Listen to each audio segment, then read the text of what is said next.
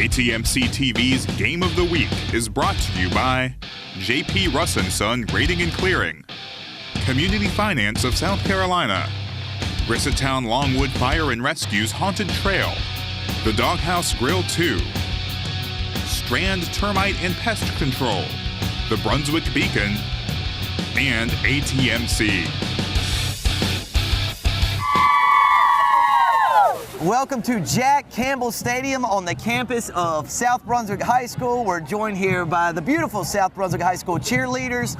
It's your ATMC TV Game of the Week featuring the visiting North Brunswick High School Scorpions and the South Brunswick High School Cougars. Jay, South Brunswick, after just winning one game a year ago, has tripled that win total. They come into tonight's contest 3-4.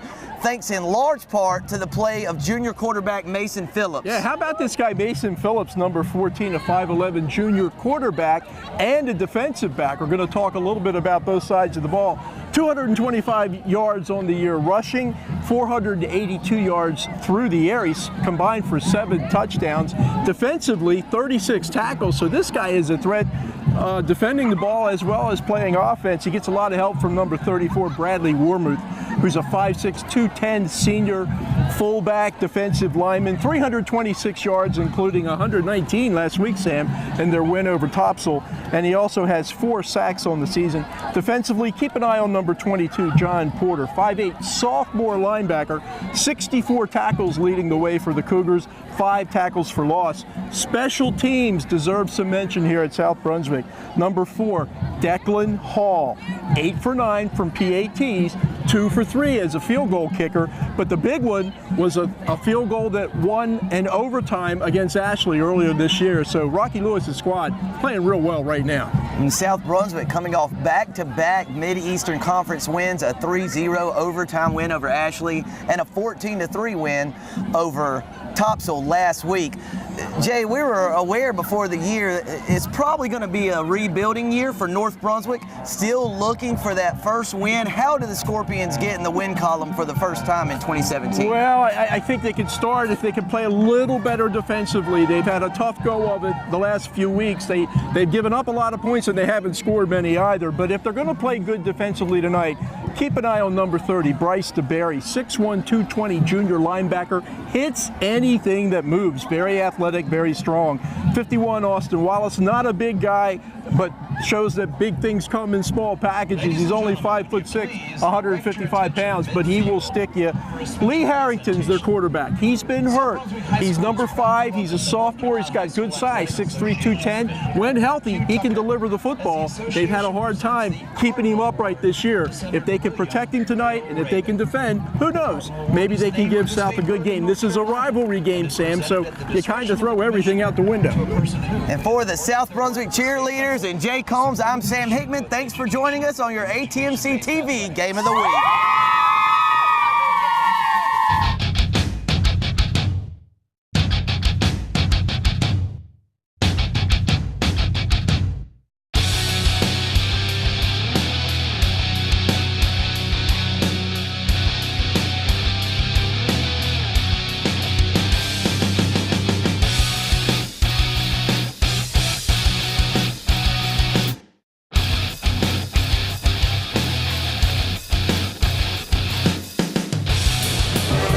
Jay, the dust has literally cleared from midfield. Why don't you tell our viewers on our ATMC TV Game of the Week a little about that pregame? Let me tell you, I've been doing this for way too long, 25 years. Never, ever, ever have I had the opportunity to broadcast a game where they had the parachute guys come in with the American flag and the ball. And it is great. That's just really an awesome thing to see. I know we got some footage of it. I'm sure we'll pop it in at some point during the telecast this evening. But what a great way to start Friday Night Lights in Brunswick County this week with South Brunswick playing host to North Brunswick. Yeah, Jay, we got a good one for our viewers tonight. I think, by all accounts, South Brunswick has exceeded expectations. This is a team that won just one football game a year ago. They're 3-4, and Jay tied for second place in the Mid-Eastern Conference with a 2-1 league record. They've gotten off to a wonderful start, and Rocky Lewis has been kind of, building this thing, and it's sort of all coming together at the right time for the Cougars this year. I think this is the best start they've had since 2011. I think they finished 8-4 that year. So right now they are sitting at 3-4 overall, but as you mentioned, Sam, 2-1 in the Mid-Eastern 3A 4A conference, and playing really, really well. We were talking on the way over here last week. They beat Topsail, and they held Noah Lavelle, who's the leading rusher in the area, and this kid is legit, but they held him to 56 yards on the ground. So some good tackling going on out there for the South defensive squad tonight, and North just trying to get things headed in a positive way. They're coming in here tonight off a bad streak and hoping to turn things around this evening. A squib kick by Declan Hall is fielded by your guy, Jay. That's Bryce DeBerry. He's got a little running room around the left side, but most of the running he did was backwards. He's brought down at the 31-yard line. A flag did fly in late, so we'll see who that penalty is called against. Waiting on the call from the white hat, the head official. For your ATMC TV Game of the Week rivalry night. Once again, the North Brunswick Scorpions against the South Brunswick Cougars. Good special team play that time by number 7, Zeb Whitaker, in on the stop of Bryce DeBerry. Jay, that penalty was called against the Scorpions. As we get our first look at South Brunswick's big number 62, Stormin' Norman Jibke. He's like a team all by himself, isn't he? Boy, 275. That's a big boy, and he's fun because not only do we get to see him play defensively, but we also get to see him run the ball when they're in the red zone. They're inside that 5. Look for the big guy, Norm Jibke, to have some tries running the football here on a lot of pink tonight, Sam. A lot of pink going on here in South Brunswick.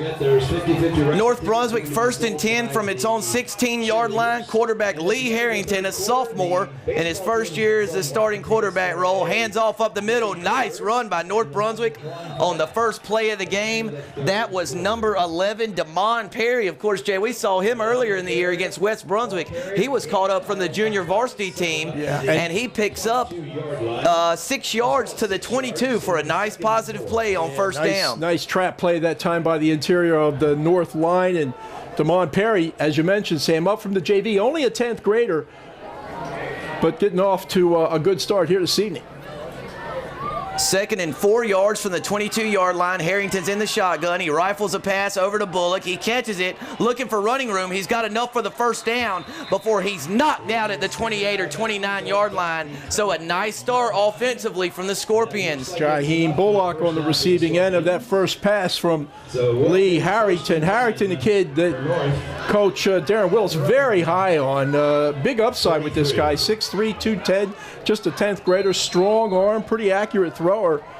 Problem has been health. He has been banged up several times this year. The last game that I think we had West against these guys, and Harrington didn't even get a chance to play because he had hurt his wrist the week before. But so far tonight, looking pretty good. And Jay, one thing to keep an eye on, you mentioned in the introduction tonight before the game, it would be interesting to see if North Brunswick protected Harrington. He was under a little duress there before he got that pass off. He fakes that handoff, looking for someone to throw to. Passes high and deflected by a South Brunswick defender. It falls incomplete. Looks like it was intended for number 30, Bryce DeBerry. That's going to bring up a 2nd and 10 from the North Brunswick 28-yard line. Pretty good defense that time by the Cougars. Well defended was number 30, Bryce DeBerry. We talked in the pregame mostly about his defensive efforts, but he has helped out this team offensively from the tight end position. Has also run the ball pretty good too. Jay, this is a different North Brunswick team with Harrington under center, quite frankly. Well, a lot more confident, I think. They get a chance to get more good players in the game. That handoff goes to Perry, makes a guy miss. Jay, he's got a lot of running room around the left side. He's across midfield to the 45-40. He's broken some tackles, and he's dragged out of bounds at about the South Brunswick 20-yard line. A huge gain from sophomore running back Damon Perry, and the Scorps are rolling deep into Cougar territory. Well, that's just an excellent play, and when Perry got to the outside, he had a couple of jets to turn on and just ran away from a number of would-be South Brunswick defenders. I think it was number 9, McDonald, was able to corral him and knock him out of bounds, but not before number 11, Damon Perry, picks up a big first down for North Brunswick. 42 yards on the rush around the left side for Damon Perry. So 2 carries for that young man, 48 yards, pretty good average at 24 a pop. Harrington in the I formation. He hands back to Damon Perry, who lowers his shoulder, runs over a defender, and gets close to the 25-yard line. Some strong, aggressive running by Perry in between the tackles. Well, Perry showed some speed and quickness on the run before. That time showed some power running between the tackles and just bullet his way for a nice 4 or 5 yard gains. 2nd and 6 from the South Brunswick 26-yard line. That's 4 yards on the pickup from sophomore Damon Perry. Harrington back under center in the I formation. Bullock to the right, Trillo to the left. That handoff goes straight up the gut to the fullback. We got helmets flying off in this rivalry game here. Looked like a South Brunswick defender lost a helmet. That was number 22, John Porter, who you spoke about, had 12 tackles, I think, last week, and South's went over top, so he lost his helmet and will have to come off the field. Jay, I believe that was Devontae Webb on the carry. Number 3, Devontae Webb on the carry, and that got, we'll call it the 22-yard line for 4 yards to bring up a 3rd and 2. Yeah, Webb, a 5'7" senior, but a well-put-together young man at 185 pounds. Harrington fakes a handoff. He's got room around the right side. He throws a pass complete to tight end Bryce DeBerry inside the South Brunswick 10-yard line, and it's going to be a 1st and goal for North Brunswick. Well, I'll tell you, nobody told, or they forgot to tell North Brunswick that they only average 7.8 points per game, right? They certainly do not look like a poor offensive team, at least on this first series in possession tonight. They have masterfully moved the ball downfield, on the ground. Harrington judicious through the air, and right now the Scorpions are looking to get in that end zone. 9 minutes, 10 seconds left here in the first quarter. Promising opening drive from the Scorpions, and Jay, the play clock was running out, and quarterback Lee Harrington's going to have to use the first of 3 first-half timeouts for North Brunswick, and we'd like to take this time to thank one of our sponsors of our games of the week. The Brunswick Beacon has been your community newspaper since 1962. It's your source for local news, sports, and features. We ask our viewers to subscribe to the Beacon today. Call 754-6890 or visit www.brunswickbeacon.com. There's a shot of the North Brunswick huddle. Darren Willis, the head coach. 0-7 overall, 0-3 in the conference. They knew it was going to be, a rebuild year in Leland, and certainly we're going to take some lumps coming into the Mid-Eastern Conference. But tonight, anything but. They are playing well and certainly very competitive in this first possession. That handoff goes to Damon Perry around the right side. Look who meets him in the backfield. Hello. That's big Norman Jibke, who helps bring Perry down. Jay, I believe that's going to be a loss of 2, maybe 3 yards. Stormin Norman to the 12. 56 tackles coming into tonight's game, Sam. 3 tackles for a loss, 2 sacks. 5'10", 275 pounds, and I got a feeling when Norman gets a hold of you, you ain't going very far. 2nd and goal for North Brunswick. From the 12-yard line at South Brunswick, Harrington's in the shotgun. He's got 2 receivers to the top of the formation. Bullock alone down at the bottom. Harrington looking for someone to throw to. fires it over to the left side. He had an open man. That was number 16, Trayvon Willis, but he had to get rid of it as he was under pressure. Short hop the pass, and that's going to bring up a 3rd and goal situation from the 12. Jay, keep in mind, North Brunswick does have a weapon in place kicker Michael Rivers, so if you don't get a touchdown here, perhaps North Brunswick brings on the field goal kicking team and Rivers for a 3-point try. He's certainly got a big foot. One of the best, if not the best punter that we've seen all year long. That time, Lee Harrington just wasn't able to get his feet set. I think that's why that ball fell a little short.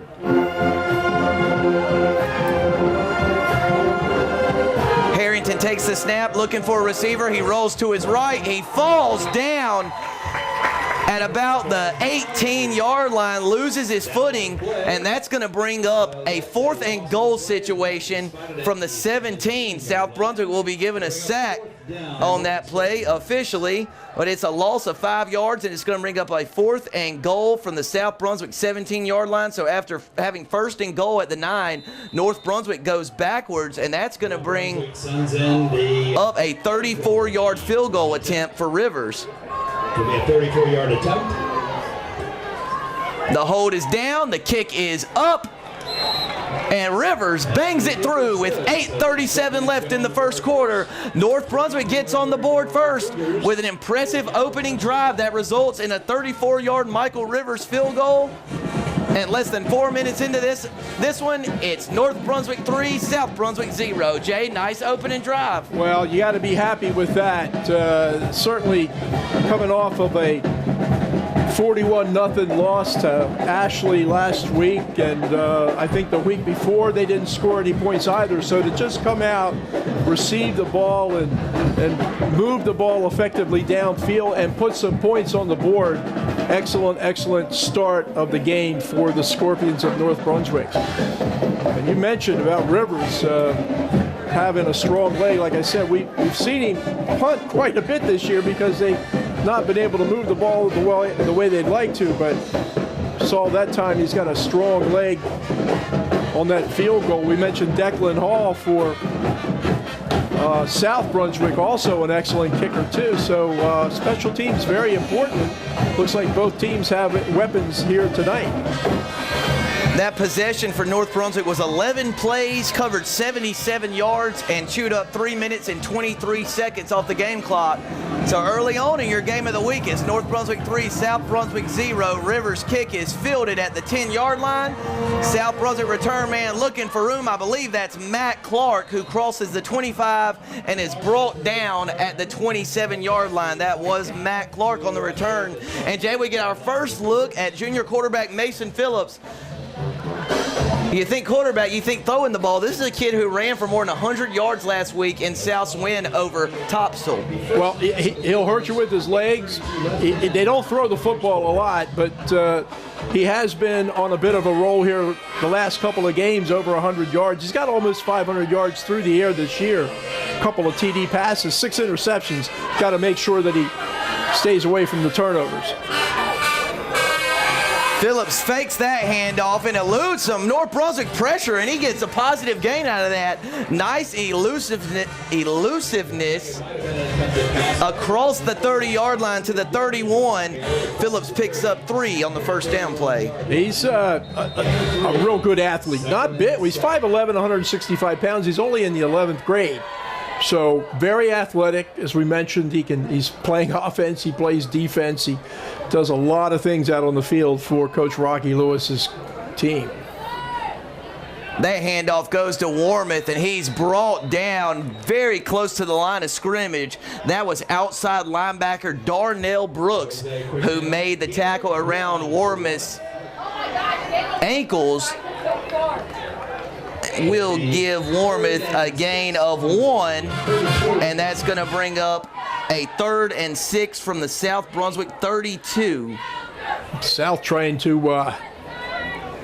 move this ball quickly out over the ball, trying to snap it. Clark's Warmouth, and he still got it, Jay. He was hit about the line of scrimmage and the offensive line, and Warmouth just keep on moving across the line again, across the 40 and to the 42. Warmouth picks up 10 yards, which is enough for a South Brunswick first down. Not real tall at 5'6", but real strong at 210 pounds is Bradley Warmouth. He's a senior. Averages nearly 5 yards a carry. He scored a couple of touchdowns this year, and as we mentioned, had a big 119 yards last week in the win over Topsail. Warmouth with 3 carries in a row. This time he is met, and he can't churn for any yardage that time, as that was a gang tackle by the Scorpions. He does get back to the original line of scrimmage to set up a 2nd and 10 from the South 42-yard line. Devontae Webb, among other North Brunswick defenders, in on that stop. Webb going to be very active on the defensive side of the ball here this evening from his middle linebacker position. New number tonight for Webb, Jay.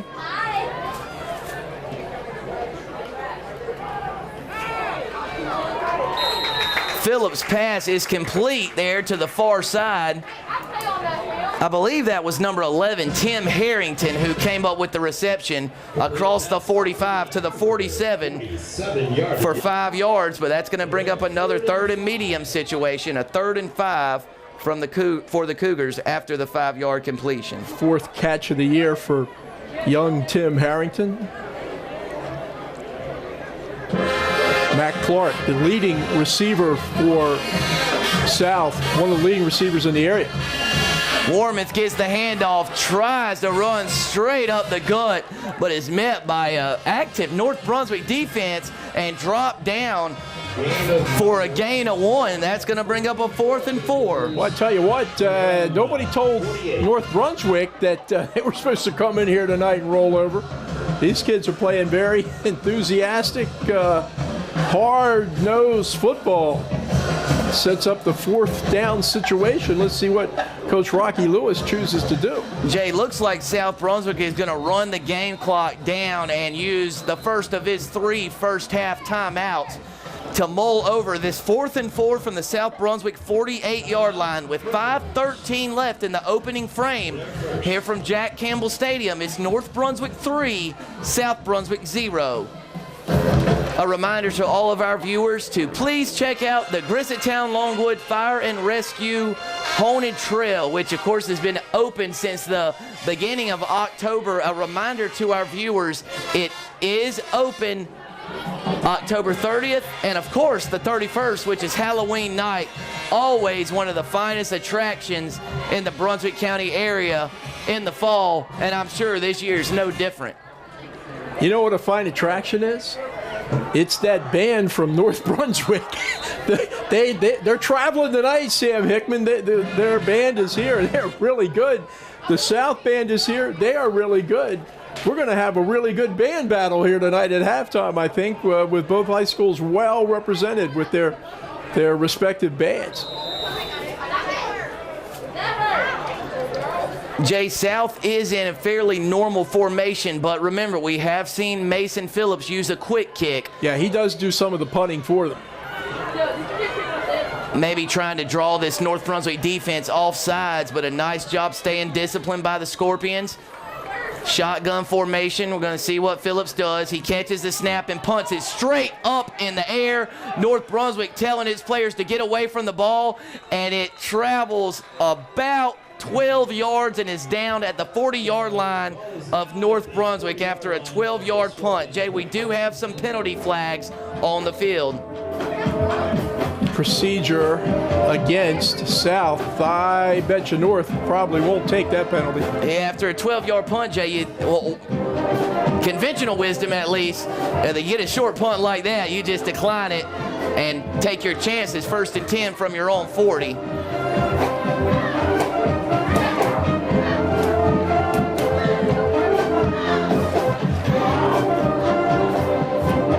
Looking here from a numbers, I think Declan Hall handles punting. He's averaging about 28 yards a kick. And I think Mason handles Scorpions will take over first. some of those kicks like we just saw. It averages about 27 yards, so not a lot of difference between two punters. That time, Phillips kicked the ball high, but didn't kick the ball far.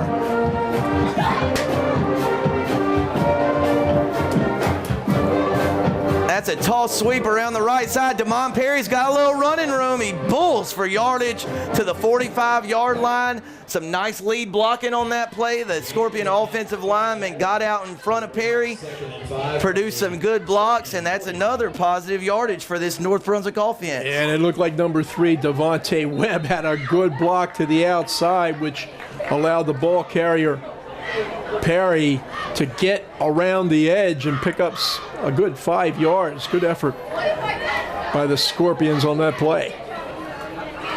2nd and 5 from the North Brunswick 45-yard line. Harrington in the shotgun, drops back to pass. He flings a pass past the first down marker, but it's off the hands of the intended receiver. That's number 16, Trayvon Willis. It goes off his fingertips and falls to the ground incomplete. And Jay, you're looking for your first win. You want to make plays like that. You know, it was a little high. It would have been a great catch, but you want to make those catches. Would have been enough for the first down, and you got a new set of downs here. Now you're facing a 3rd and 5 situation. Well, but credit, and I think it was number 2, Keyshawn Smith, sophomore, who's the leading rusher for South Brunswick on the year, but also plays that cornerback position. He got a pretty good piece of the intended receiver, Willis. That handoff straight up the middle to number 3, Devontae Webb, and he was fighting for extra yardage until Norman Jibke quickly put it into that. He did pick up 3 yards on the play, so that's going to bring up a 4th and 2 situation from the North Brunswick 48-yard line. That was 3 yards. So it's a punting situation, Sam, and looks like that's what North Brunswick's going to do. Now, one of the things that I've seen North play several times this year that I always am surprised is the long snapper is the quarterback, and that's Lee Harrington. Jay, something else to note is North Brunswick attempted 2 fake punts last week, and their loss against Ashley. It looks like Rivers is going to boot this one away, though. It's a low spiral punt, bounces down at the 23-yard line. It's fielded. Oh. And a really nice tackle there in punt coverage by number 10, Darnell Brooks, who's been active tonight. First on defense, now on special teams. You want to learn how to play special teams, Sam Hickman, you may want to watch number 10, Darnell Brooks, on that play. What a hit. I couldn't tell who that was on the return for South Brunswick. Well, I couldn't either, but 24, Alex Brown, I think, is who fielded the punt. Could have been. Brooks. Could have been. He didn't have the ball up long, did he? Not when Mr. Brooks came to town. South Brunswick has 1st and 10 from its own 17. Warmouth fighting for extra yardage, and Jay, there's your guy, number 51, Austin Wallace, in on that tackle, along with number 4. That's Kaye Moore. Yeah, we saw him at quarterback against West Brunswick. Saw him making a nice tackle there with Wallace. That's no gain on the play for Warmouth. Austin Wallace. Big things come in small packages, 155 pounds, but boy, he will use every ounce to bring down a ball carrier. Phillips rolling around to his right side. He's got to get rid of it. He takes a hit down in front of his old goal line. And Jay, a late flag was thrown. And I don't know if that's going to be a personal foul penalty on North Brunswick. It is. It was called roughing the passer. And so instead of a 3rd and 10 for South Brunswick, they are gifted an automatic first down. Well, Jay, was it late? Did you get a good look at it, or was it one of the targeting variety? I actually took it. I believe it was Bryce DeBerry who was chasing the quarterback, Mason Phillips, and when Phillips released the ball, I looked downfield, so I did not see the contact, and I'm not even sure that it was DeBerry, but I know he was really putting the heat on Mason Phillips. Ball spotted at the 32-yard so line. tough break for the Scorpions because you were looking at a 3rd down situation. The first quarter. And now South gets the ball out around the 32-yard line with 4 more downs. Jay, I don't know if it was a helmet-to-helmet type because the contact didn't look too late to me, but nevertheless, it's 1st and 10 from the south 32-yard line. Phillips looking for some running room. He's brought down 2 yards behind the line of scrimmage. Jay, this Scorpion defense is flying around here early. Yeah, I think they're tired of getting the stuffings beat out of them, Sam, and they've come out here in this first quarter tonight and really played a tough brand of physical football. That was Levante Frazier, 6 foot, 165-pound senior, in on that stop. But I would say Coach Willis had a good week of practice and preparation for this rivalry game tonight against South, and they're playing well here in the first quarter. Jay, it doesn't even look like the same team. In many aspects, this North Brunswick team is doing a good job blocking on offense, flying around on defense. They're just playing an excellent first quarter here. Warmith's bulling his way for yardage. He's all the way out to the 39. That's a 9-yard pickup, and that's going to bring up a 3rd and 3 after the 9-yard gain by Warmith. Well, man, Warmith is a tough hombre, isn't he, Sam?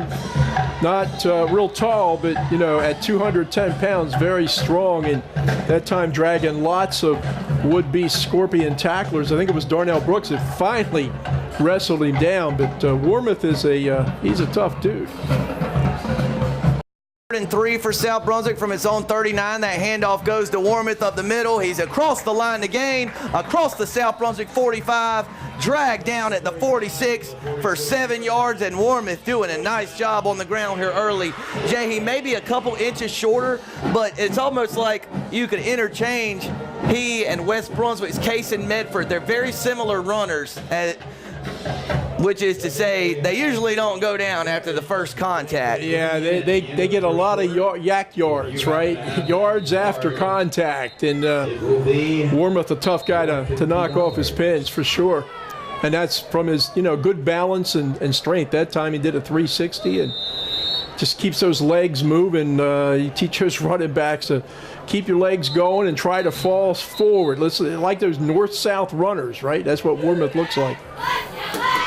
Got a game clock issue here in Bowling Spring Lakes. From Jack Campbell Stadium on your ATMC TV Game of the Week, it's North Brunswick 3, South Brunswick 0.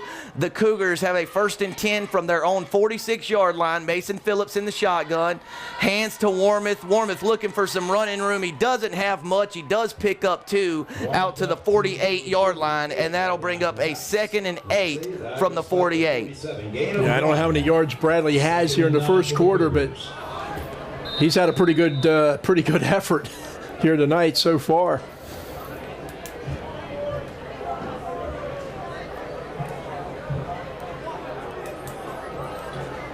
Mason Phillips looking for the play from the sidelines. Coach Rocky Lewis. Less than 30 seconds left here in the opening quarter. North Brunswick leads by 3. Phillips in the shotgun. It's a quarterback draw, and Phillips is brought down. The ball's on the ground.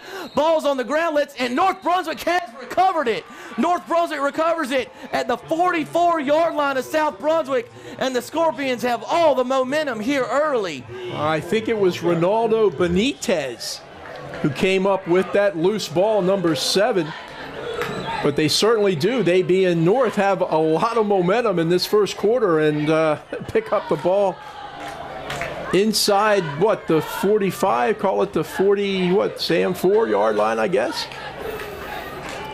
Jay, it's always interesting to watch South Brunswick because Mason Phillips fumbled the ball, and, you know, a lot of times he just stays right on the field and he plays defense. As North Brunswick's first down play, Harrington looking for someone to throw to. The ball's on the ground. He picks it back up, looking for running room, and he's eventually brought down by Norman Jibke at about the 49-yard line. So a loss of about 5 yards, and that's going to bring the first quarter to a conclusion. Well, we talked a lot about Mason Phillips. He plays defense, he plays offense, he runs the ball, he throws the ball.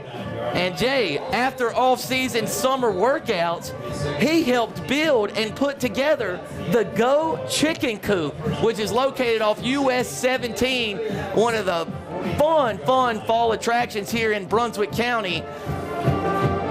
And And stay with us to learn more about that after 12 minutes of game action on your ATMC TV Game of the Week. It's North Brunswick 3, South Brunswick 0.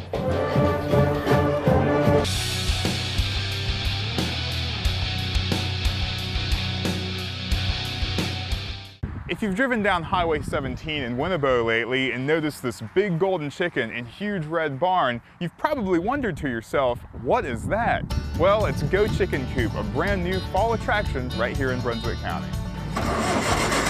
The brainchild of Southport developer Ed Burnett, Go Chicken Coop is a fun fall attraction for kids and parents alike, offering hay rides, a corn maze, and fall-themed field trips. Meghan Spivey and Meg Warwick are part of the Coop troupe that helped Ed make his lifelong dream of owning his own farm a reality.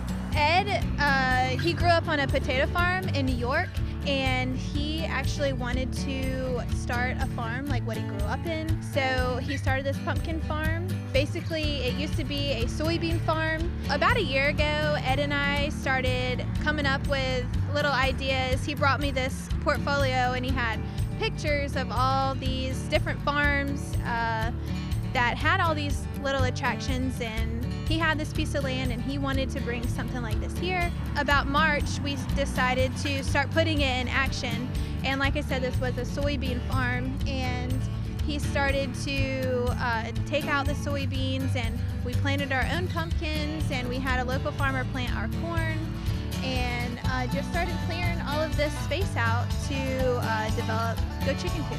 So it turns into a plant next, and it keeps getting sun next. Meg Warwick organizes the field trips for Go Chicken Coop. We're focusing on elementary age students right now.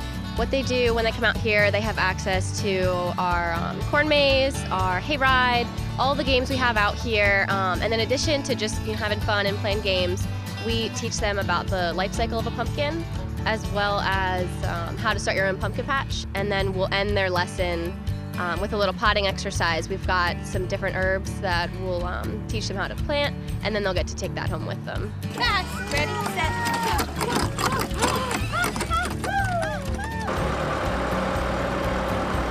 So the owner, Ed Burnett, put together a little competition for the Weldon class at BCC. They each created a metal farm animal, and he decided 2 winners out of that, and the 2 winners received their tuition for that semester paid.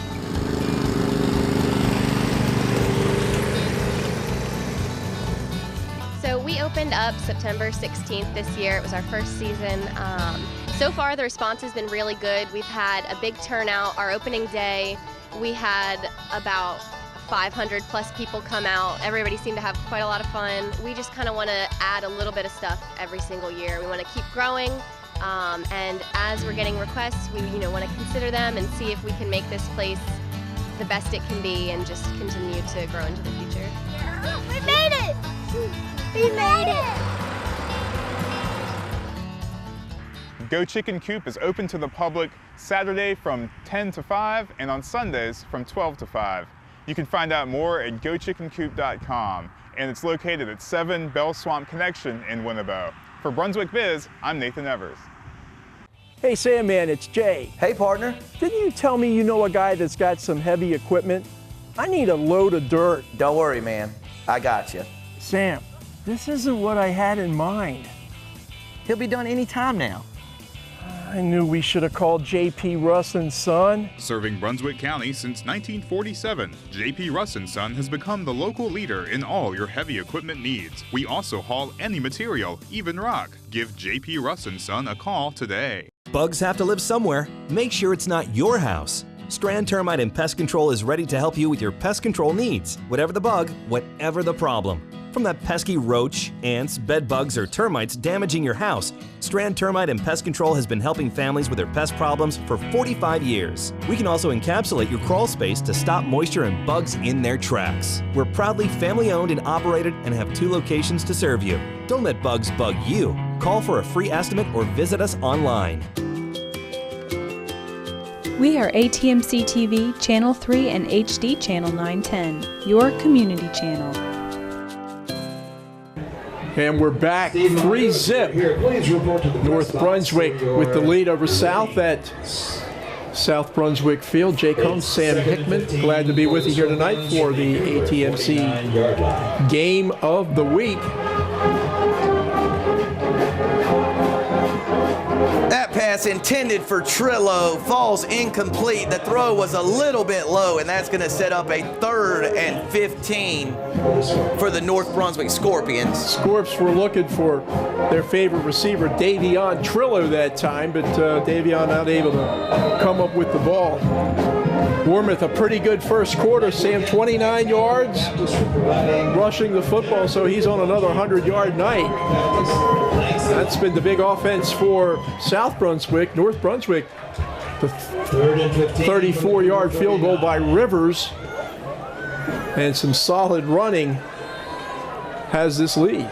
Boy, that's Devontae Webb who takes the handoff, and after all the momentum North had, after forcing the fumble and recovering it in South Brunswick territory, Webb loses about 3 or 4 yards there, and that's going to set up a 4th and 19 from North Brunswick's 47-yard line. You know, Sam, we talk a lot about the big guy Norm Jibke, but let's not forget number 63, Tyler Hunley, who was in on that tackle, who is not a small man on his own at 6'2", 280 pounds. Sam Hickman, 5 more than Storm and Norman.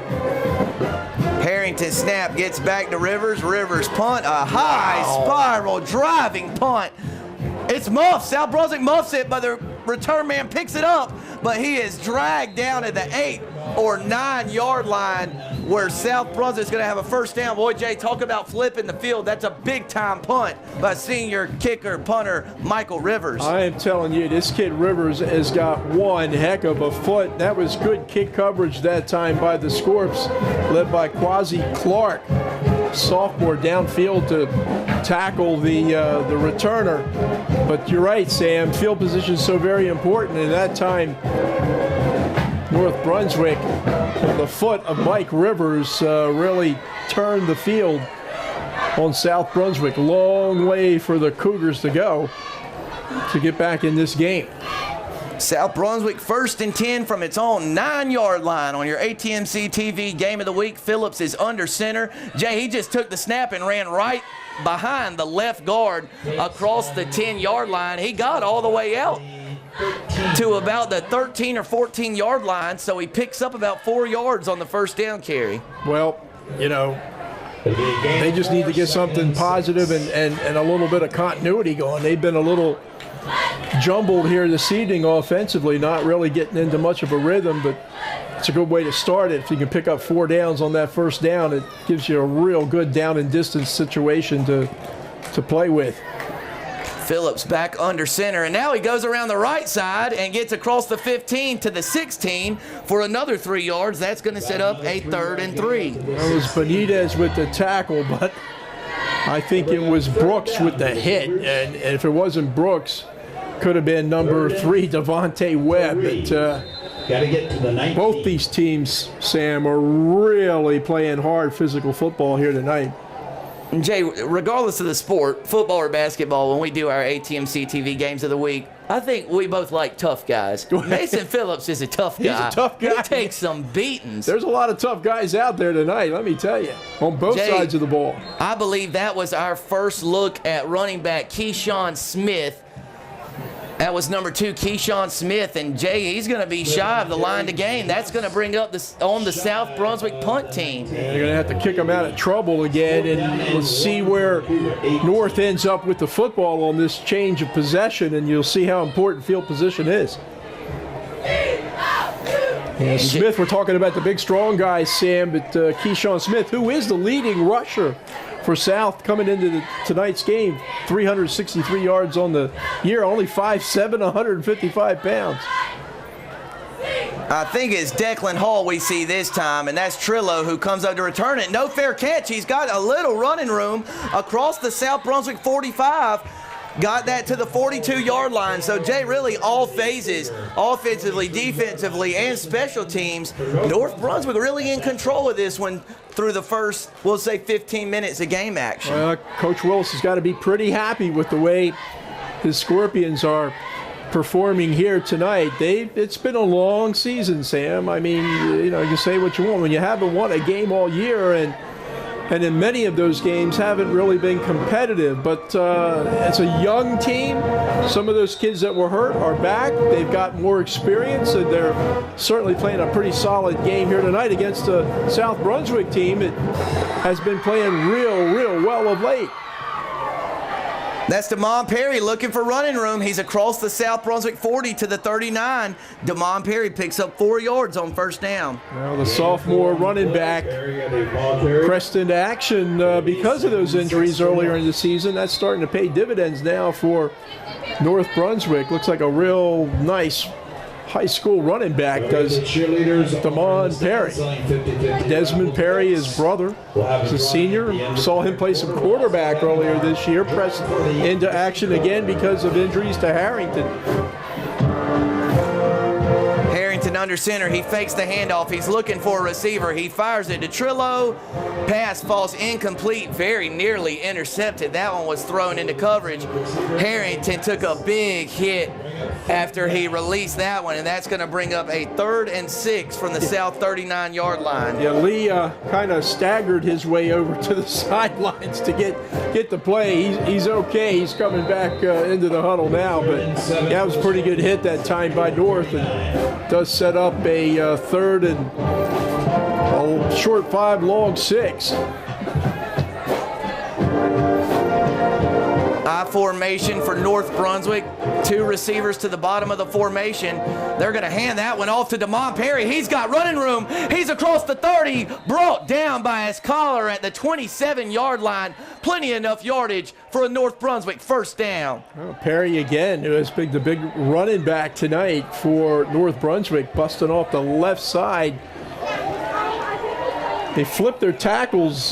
Tim Tui, number 53, 73, Connor Riso. Perry on a carry. Inside. They get a lot of good production up front. Some big guys too. Mangeli's 275 pounds, and 52 Hancock at the center position, 235 pounds. These kids are sophomores too, Sam, so really getting valuable experience. Harrington fakes the handoff. He rolls to his right looking for a receiver. He's got a man. It's caught. And he's still on his feet. A big-time physical run by North Brunswick's number 22, Larry Hobbs Jr. Jay, always makes me laugh when I look at the roster. Hobbs is listed as a strong safety and defensive end. Really, you can mark both of those out and write athlete. So he's strong safety, defensive end, and now he's catching passes. Well, he did a nice job that time of looking that ball in and then picking up a couple of yards after the hit. So good catch by Larry Hobbs Jr. Nice delivery by Lee Harrington.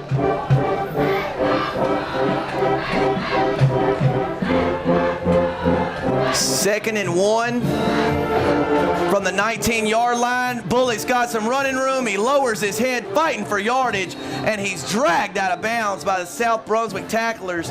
Jay, he ran a long way, but I believe he may have even lost a half yard after all that. Did a good job getting back maybe to the original line of scrimmage. That play looked promising from the start, but South really strung him out good, and Isaiah McDonald from his defensive back position came up and was able to make the stop. So sets up 3rd and 3, Sam. But again, we've already seen North with Mike Rivers tonight be able to take advantage of good field goal kicking. So they're probably in field goal territory right now if they can't pick up the first down.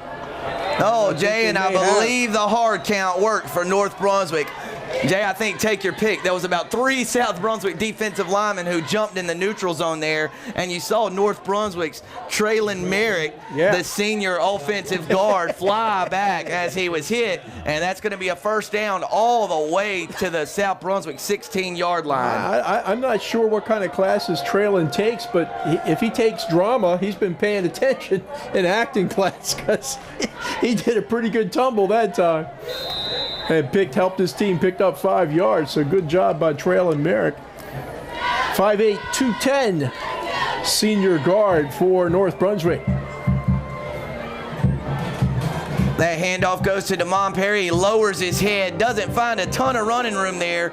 Looks like he got to the 15, maybe the 14-yard line for 1 yard, and that's going to bring up a 2nd and 9 from the South Brunswick 15-yard line. Sam, I really like the way this kid Perry runs that time, no fear. He put that head down. There wasn't much of a hole, but he was going to try to make one and was able to carve out perhaps a yard. But tough running back, Damon Perry. Sometimes, Jay, you just have to take what you can get as Harrington rolls out to his right looking for a receiver. He's got a man. It's open. It's completed. Jay, I believe that was 33, Davion Trillo, the team's leading receiver. He's inside the 5-yard line to the 3. Harrington to Trillo for 12 yards, and the Scorpions are knocking on the door. First and goal from the 3. Trillo is a very good receiver. Nice hands, run good routes, and that time Harrington, rolling right, evaded the pressure and got a chance to deliver a very nice catchable ball, and Davion Trillo did the rest. So the Scorps on the move, Sam Hickman. 6.5 minutes left. Harrington takes a snap, goes around the left guard, across the goal line for a North Brunswick High School 3-yard touchdown.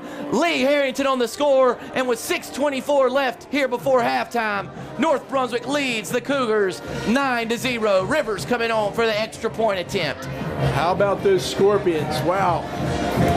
Nobody gave them much of a chance coming in here tonight except the Scorpions themselves, and they have played a real solid quarter and a half, and if Rivers can convert, have a double-digit lead against the favored Cougars of South Brunswick.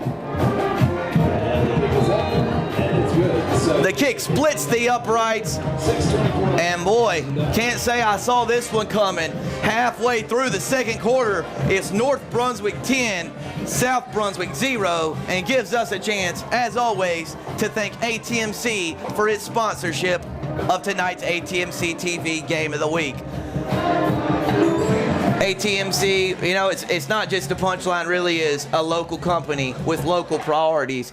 May have got their priorities mixed up when they hired Sam and Jay to do the announcing for their football and basketball games of the week. But for the most part, a local company with local priorities who always puts its customers first. So big thanks to ATMC. And of course, I think you know a little something about a load of dirt and J.P. Russ and Son, don't you? Shot a commercial here recently for J.P. Russ and Son. Paving, grading, clearing, drainage, and much more. Always a big thanks to Daniel and Mr. J.P. Russ and their family. And anytime. Call them anytime for any of the big jobs, and they won't bring you a 1-year-old kid with a Tonka truck. Jay, this place is getting a little loud, partner. I told you. Sense a little tension. You got both bands here, and they are rocking and rolling. This is just a great high school atmosphere tonight in Boiling Springs Lake.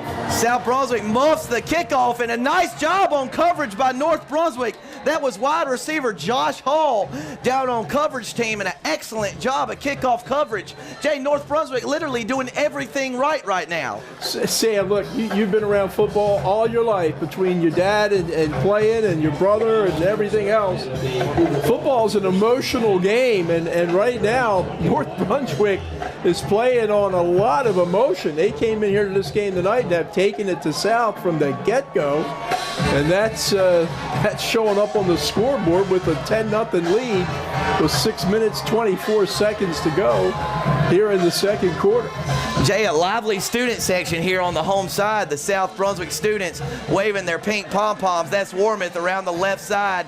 Picks up maybe a yard to the 22-yard line, but again, ran into a line of North Brunswick tacklers, including number 51. Almost caught him big, Austin Wallace, but they really not. Little ferocious Austin Wallace comes up with the stop after 1 yard by Warmouth. The pocket rocket, right? I mean, he is really a fun guy to watch all over the field, and pocket rocket throws his body at anything moving in the other color shirt.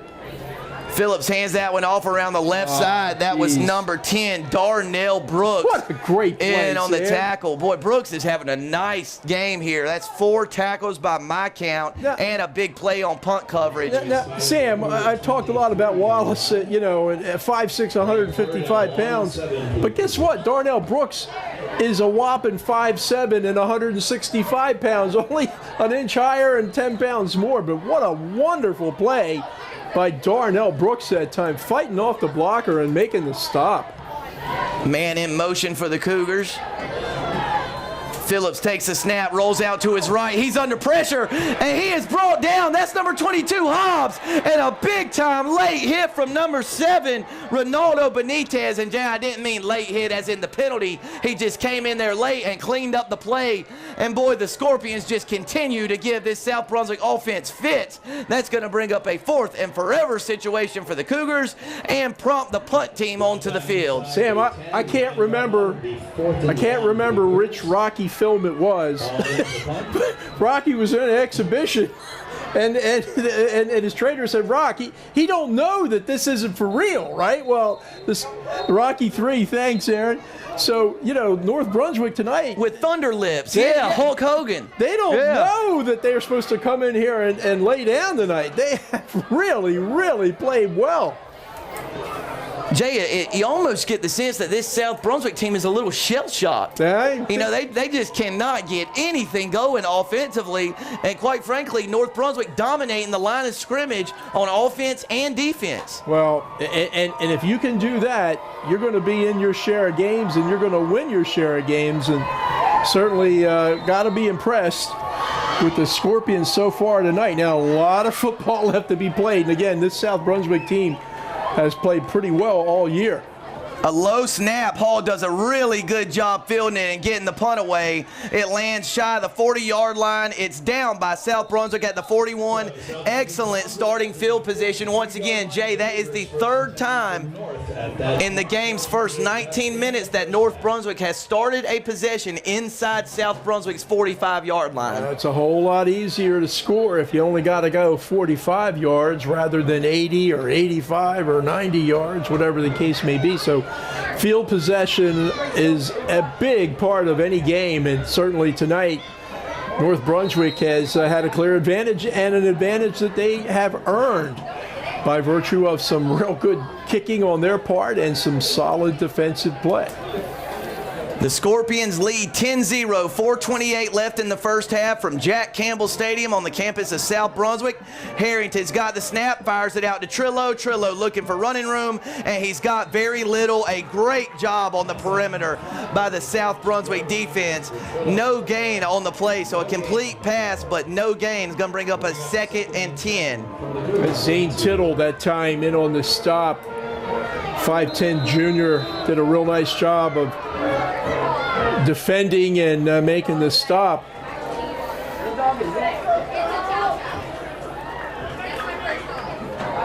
Does North Brunswick put it back in the hands of, number 11, Damon Perry's not even in the game. That's Devontae Webb in the backfield with Harrington. One back, shotgun set. Harrington drops back, pump fakes. He's going to loft that one deep. That's down the right sideline. He's got a man, and it's caught. Big time catch by number 33, Davion Trillo. Beautiful throw and catch. And boy, the Scorpions are clicking on all cylinders here. Let me tell you, sometimes, Sam, it just all comes together and it just all works. And that was one of those times, that time for Lee Harrington. Just stepped back, had time to throw. Trillo on a go pattern, and Harrington threw a perfect pass. We, again, heard this kid can throw. He's got a strong arm, accurate arm. You saw it all on that play with his favorite receiver, Davion Trillo, and the Scorps stinging tonight. Boy, that handoff goes to Damon Perry, still on his feet, but they ruled that his knee was down at about the 11-yard line, so he loses yardage on the play. That was they're close. going to mark it at the 12-yard line, so a loss of 2 by Damon Perry. Well, Damon Perry didn't think his knee had touched that time, and he was standing. He was standing tall, but the officials marked the play down. So 2nd down for North Brunswick. 2nd and goal from the 12-yard line. Harrington rolls out to his right, looking for someone to throw to. Lofts it to the back of the end zone. Pass is caught in the back of the end zone by Bullock. He caught that football. Oh, he made the catch, but he was ruled out of bounds, and he loses his helmet on the play, so he'll have to come off for a play. Almost an acrobatic, spectacular touchdown grab by Bullock. Instead, it's incomplete, and it's 3rd and goal for the 12. What a great effort that time, though, by Bullock. He's a sophomore. Sam, this North Brunswick team just riddled with young players, and you're seeing on that particular play their sophomore quarterback throwing to their sophomore wide receiver who came awfully close to making a circus catch. So sets up 3rd down, still 10 to go, goal to go. And well within the field goal range of Mike Rivers. Jay, a reminder to our Game of the Week viewers who are interested in personal and title loans to visit Community Finance of South Carolina. Community Finance offers the most competitive rates in the area. Check them out online at cfscloans.com. Also, I think my partner Jay Combs, the best in the business, he knows a little bit about the Doghouse Grill too, home of one of the most dynamite double cheeseburgers in the land and gourmet Red Barn coffee. The Doghouse Grill 2 on Beach Road in Ocean Isle Beach, always a treat for locals and tourists alike. That is a good chew at the grill, you know? Oh, man. That is one good chew at the Doghouse Grill. Jay, what do you like here on 3rd and goal? Do you go for the end zone or you play it safe knowing that you've got a capable field goal kicker? Hey, my man is hot tonight. He's going to go for the 6. He lost it up. Willis is there, but a nice play by the South Brunswick defensive back. I believe that's 24, Alex Brown, who made a fantastic play on the ball. If the pass was a little deeper, Willis had it for a touchdown, but a nice job recovering by Brown, and that makes North Brunswick bring on the field goal team. It's going to be a 29-yard try for Michael Rivers. Well, that was just a good play offensively and a great play defensively by Alex Brown. Otherwise, that's 6 points. Kick is up, and it is good. Boy, Rivers is on fire here tonight. He bangs through the 29-yard field goal, and with 2:26 left here in the first half, it's been all Scorpions. North Brunswick 13, South Brunswick 0 on your ATMC TV Game of the Week. Well, you know, Sam, in the pregame, we talked about, well, what's North going to do to win this game tonight? And I think we said something to the effect, well, it would be good to start out and play good defense because teams have been scoring an awful lot against them, and they're almost into the half tonight. They haven't given up a point, and we said it would be a good idea if they could score a little bit because they've had a hard time doing that all year. And son of a gun, a team averaging just a little over 7 points a game has nearly doubled it already here tonight. So certainly things are going the way of North Brunswick with a 13-0 lead, 2:26 to go here in the second quarter at South High. Jay, let me ask you this, partner. If you're South Brunswick, all things considered, it doesn't feel like 13-0 is that bad as North Brunswick has dominated in every facet. South is a score away from this being anybody's ball game again. And they down the field too, and they can start right here with a good kickoff return.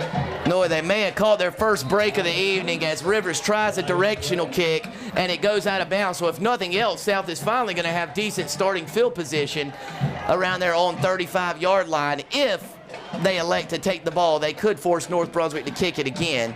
Other than some success with Brad Wormuth running the football, and they really haven't done that much offensively tonight. They just haven't been able to get in sync, and I think you got to credit a really aggressive North Brunswick defense. They've just been all over the ball, and as you pointed out on a couple of occasions, Sam, it seems like that North winning that all-important battle at the line of scrimmage, and certainly taking advantage of that here tonight. They are going to. They chose for the re-kick, yeah. Well, they've got the ability to get the ball downfield on kick returns, and they'd like to get one going right here. You want to score quick. Special teams is a way to do it. Jay, the last scoring drive for the Scorpions was 6 plays. It covered 30 yards. took 2 minutes and 2 seconds off the game clock, resulted in a Michael Rivers 29-yard successful field goal, and the Scorps lead 13-0 with 2:25 left here in the first half. So the Scorps are going to re-kick, and it looks like Rivers is just going to run up and boot this one as far as he can. It's fielded inside the 10-yard line. Scorpions get a nice look at return, but he's dropped down just across the 20-yard line, so the Scorpions would have been better served to accept the penalty and take the ball at the 35. Instead, North makes a great play on special teams, and South's going to start at the 22. Let's see, there's a flag. And I don't know who, it's unsportsmanlike, and it's against North Brunswick. Boy, Jay, you don't want to give a team that hasn't been able to muster anything offensively, any kind of momentum, and you just give them a free 15 yards. And now that bad field position turns into good field position. We had talked earlier, Sam, that football's a game of emotion. Clearly tonight, North Brunswick came in here sky high, and that time I think they let their emotions get the best of them, and the result is a free 15 yards for South, which they'll gladly take. They have had just a hard time getting anything going offensively tonight, but Mason Phillips has got plenty of time, 2:21 to go here in the quarter, and good field position out around his 36. And Jay, also keep in mind the Cougars get the ball first after halftime, so a scoring drive here, you get the ball back, game on as Phillips passes complete. Warwick's got all kinds of running room. He's upended across midfield to the 48-yard line, 15 yards on the completion from Phillips to Warwick. Phillips doesn't throw a lot. His team doesn't throw a lot. They rely on the run. But, again, Mason that time, with time, showing that he can accurately deliver the ball. And certainly a nice grab that time by Wormuth. And Bradley puts that head down. He's going to pick up some yards. Jay, South Brunswick coming up with 5 wide receivers in this drive. Phillips has got the pass. That one's intended for Tim Harrington. Deshaun Lee was the intended receiver there on the far sideline. That stops the clock and brings up a 2nd and 10 from the North Brunswick 48. No need to be in a rush if you're South Brunswick. Plenty of time. 2 minutes. Clock is stopped now because of the incomplete pass. And Coach Lewis and his fine staff can take their time and get the right play into Mason Phillips. Phillips has got the snap. He's under all kinds of pressure. Nice block, but North Brunswick's going to get home and sack Phillips at the 44-yard line. That was number 22, Larry Hobbs Jr., who continues to make plays, sacks Phillips. That a loss of 9 or 10 yards. He had some help that time from number 30, Bryce DeBerry. Been a little quiet here tonight defensively, but certainly helped out on that stop. He's limping around out there right now. I don't know if DeBerry's going to stay or not. Says to the sidelines, hey, coach, I'm okay. 3rd and 19 from their own 43-yard line for the Cougars. Phillips lost a deep pass well over the head of every defensive back and wide receiver. He chunked that ball about 55 yards in the air, but it falls incomplete. That's going to bring up a 4th and 19 from the South 43-yard line. And what started off with a 15-yard completion from Phillips to Warmuth, the big sack by Hobbs Jr. and DeBerry forces South Brunswick to bring on the punting team with 1:15 left here in the 2nd quarter. And remember, this is a South team that with a big, strong-armed quarterback in Harrington that can gobble some yards pretty quickly, and they don't have to get all the way down the field, Sam, because this kid Rivers looks like he can kick the ball from a long way out. Another short snap, but fielded cleanly by Declan Hall. It bounces down at the 26-yard line, takes a North Brunswick hop down by the Cougars, and North Brunswick is going to have 1 minute and 7 seconds to mount a little possession to try and score a touchdown or get into Rivers' field goal range. Coach Jay, do you try a couple passes to advance the ball down the field, or are you okay taking this 13-0 lead into halftime? Well, you know what, you're kind of 0-7, so what do you got to lose here? But I think I'd be happy with this 13-0 halftime lead, and try to move the ball, but you don't want to turn the ball over, Sam. No, so you got to avoid the disaster. That's the problem with throwing.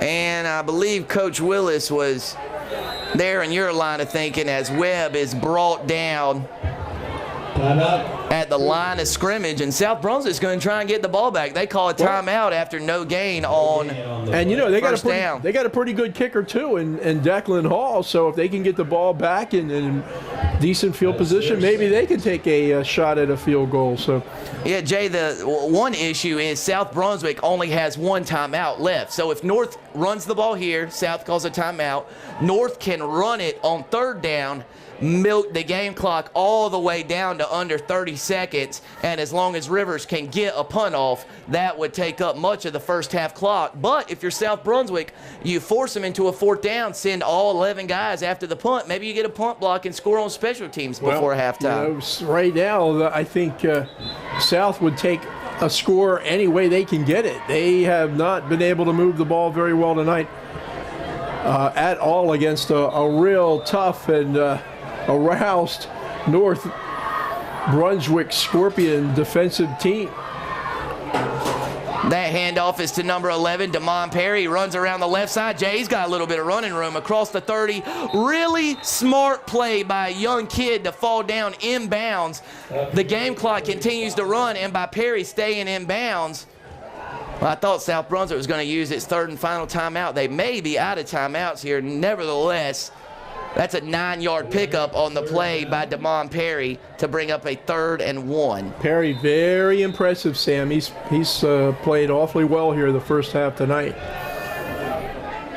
3rd and 1. Game clock is under 25 seconds. So, Jay, I think looks like this might be the last play before halftime. Harrington draws the South Brunswick defense offside, and it is a first down for the Scorpions. But now if you're North Brunswick, you only have 14 seconds left in the ball on your own 40-yard line. So we'll see what head coach Darren Willis elects to do. Tell you what, Harrington's not playing like a sophomore here tonight. No, he's had an excellent first 2 quarters, and this is about the best we've seen Lee Harrington play. Had a wonderful game earlier in the season against North Johnston, and he missed some time due to injury, but it looks like he's come back strong. Well, it helps when you can stand up, right? So yeah, if you're upright, you have a better chance. That line's done a pretty good job tonight of giving him some time to throw and certainly carving some good holes for the running back. They're just going to take a knee here and take that 13-0 lead to the locker room. The Scorpions having a 13-0 lead over our Cougars. Reminder to all our viewers, ladies and gentlemen, first at halftime, we will be back after the break. After 24 minutes of game action, Jay, we got a stunner for our viewers tonight on your ATMC TV Game of the Week from Jack Campbell Stadium. Going into the halftime break, it's North Brunswick 13, South Brunswick 0.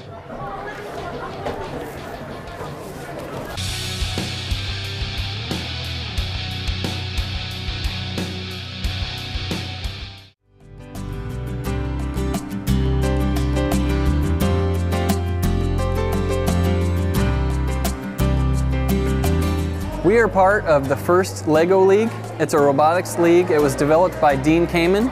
He is a famous inventor, also invented the Segway. Dean and LEGO partnered back in 1999 to develop a robotics league to develop STEM, the science, technology, engineering, math skills for young kids.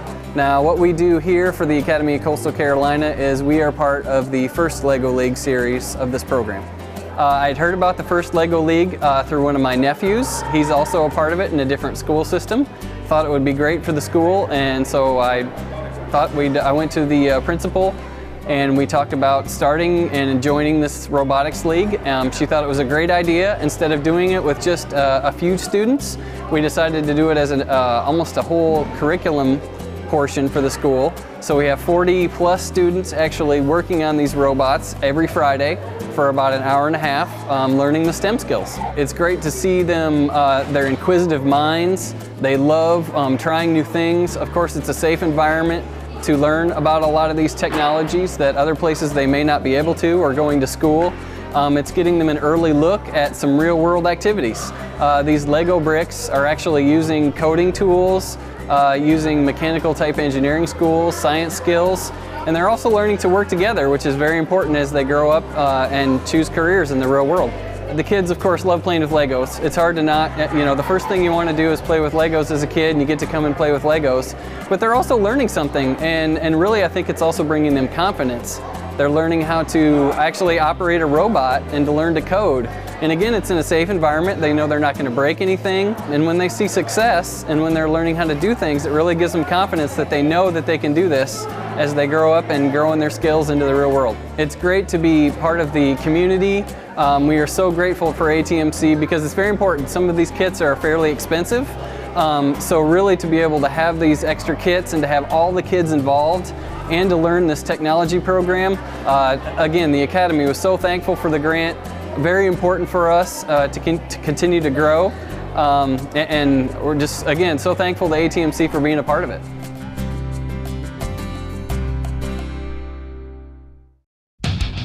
ATMC TV's Game of the Week is brought to you by J.P. Russ & Son Grading and Clearing, Community Finance of South Carolina, Grissettown Longwood Fire and Rescue's Haunted Trail, The Doghouse Grill 2, Strand Termite and Pest Control, the Brunswick Beacon, and ATMC. And we're back for the start of the second half from Jack Campbell Stadium on your ATMC TV Game of the Week. Jay, it was all Scorpions, quite frankly, in the first half. North leads 13-0. South Brunswick does get the ball to begin the second half. How do the Cougars get their offense going here in the final 24 minutes? Well, they got to be a lot more consistent than they were in the first 2 quarters of play, Sam. They really, did they make a first down? If they did, there weren't too many of them. Yeah, they had the pass from Phillips to Warwick there on the final drive, but that was about it. That's about it, yeah. So lack of consistency offensively for them, and I think you just got to credit a pretty determined North Brunswick squad defensively tonight. Oh, almost a nifty little return there.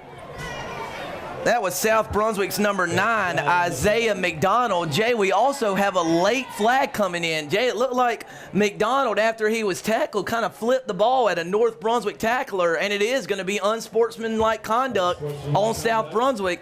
So what's been a bad night thus far for the Cougars just got a little worse. Instead of 1st and 10 at the 23, the Cougars might be starting from inside their own 15. Well, and Sam, you talked a lot in the first half tonight about, the lack of field position for North Brunswick. That's another area tonight where they've had a difficult time, and certainly didn't help themselves there by picking up the unsportsmanlike penalty call and moving the ball back 15 yards in their territory. So that offensive line is going to have to get down and create some holes. Warwick had 30 yards on 9 carries in the first half, but offensively that's about it for South Brunswick.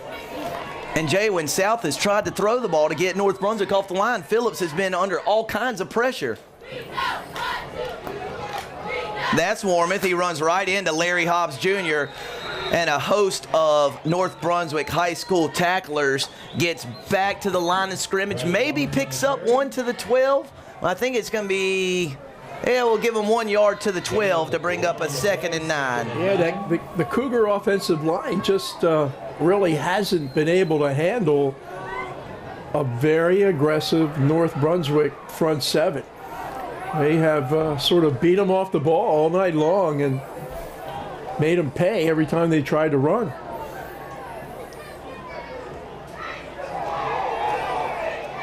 Phillips looking for some running room, and he's got none as he's tackled about the 7-yard line for a loss of 4 or 5 yards, and that's going to bring up a 3rd and 13 or 14 for the Cougars. Well, Mason that time fumbled the snap, did a good job to regain possession, but by that time it was over as Darnell Brooks and company wouldn't let him gain any yards at all. So 3rd and long and a bad place on the field. This is not a good down and distance situation for head coach Rocky Lewis's South Brunswick Cougars.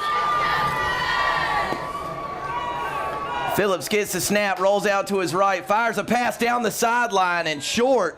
very nearly intercepted by Kwesi Clark, the North Brunswick linebacker. It fell short of the intended receiver and the defensive back.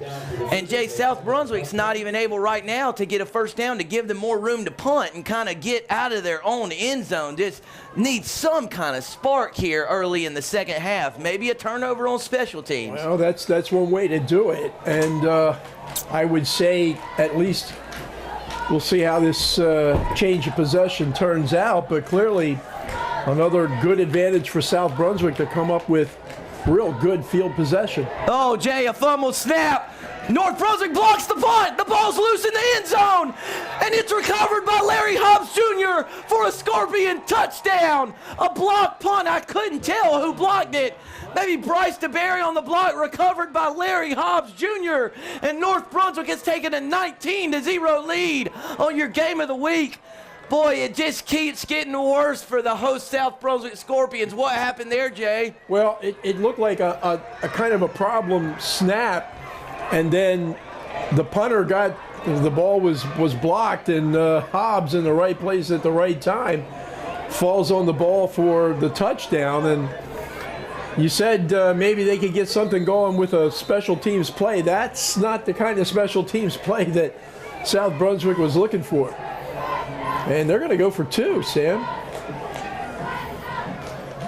Jay, not sure about the thought process here, but North Brunswick is lined up, going for two, trying to get to 21-0. He's got Bullock open. Bullock makes the grab, and the two-point conversion is successful. Less than 2 minutes into the second half, North Brunswick 21, South Brunswick 0, a stunner in Bowling Spring Lakes. Not what Vegas thought this one was going to be, for sure, Sam. But I think you got to credit just a very well-prepared and excited, emotional North Brunswick Scorpion team. I think, they said enough's enough. 7 games in a row we've lost, and we haven't scored in 2 weeks. Let's turn this thing around and play some determined, hard-nosed football. And that is exactly what they've done here this evening. And not a big crowd come over from Leland, but those who have made the trip are pretty happy with the way their Scorpions have showed up here tonight. Jay, I know it's cliche. I probably say it all the time. It does not look like the same North Brunswick team that we've seen through the first 7 games. No, and you know what, Sam? The same could be said of South. We've seen them once this year, but certainly been staying up with them, and they have been playing very, very well, particularly of late. And they're 3-4 overall, 2-1 in the conference, and they have run into just a buzzsaw here tonight against their rivals from North Brunswick.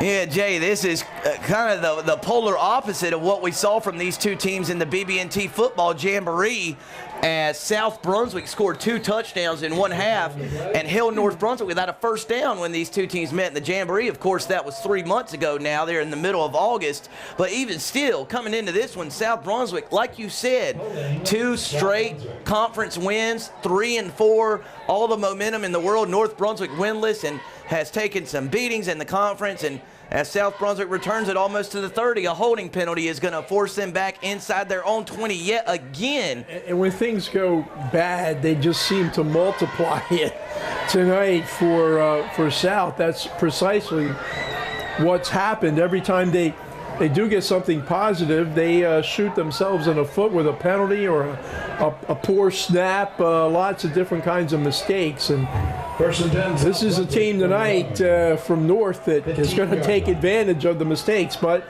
plenty of time to go. Mason Phillips capable. Phillips under stress. He's got the pass just over the outstretched arms of Warmouth, and a nice grab there by head coach Rocky Lewis on the South Brunswick sideline. Jay, is South Brunswick all but abandoning the running game this early in the third quarter? I think they're just trying to find something, a spark to get them going, and it's a team that doesn't pass the football a lot. We know that. That's the way they've been playing all year long, but have not really been able to get anything consistently going on the ground. So Phillips trying to do it through the air.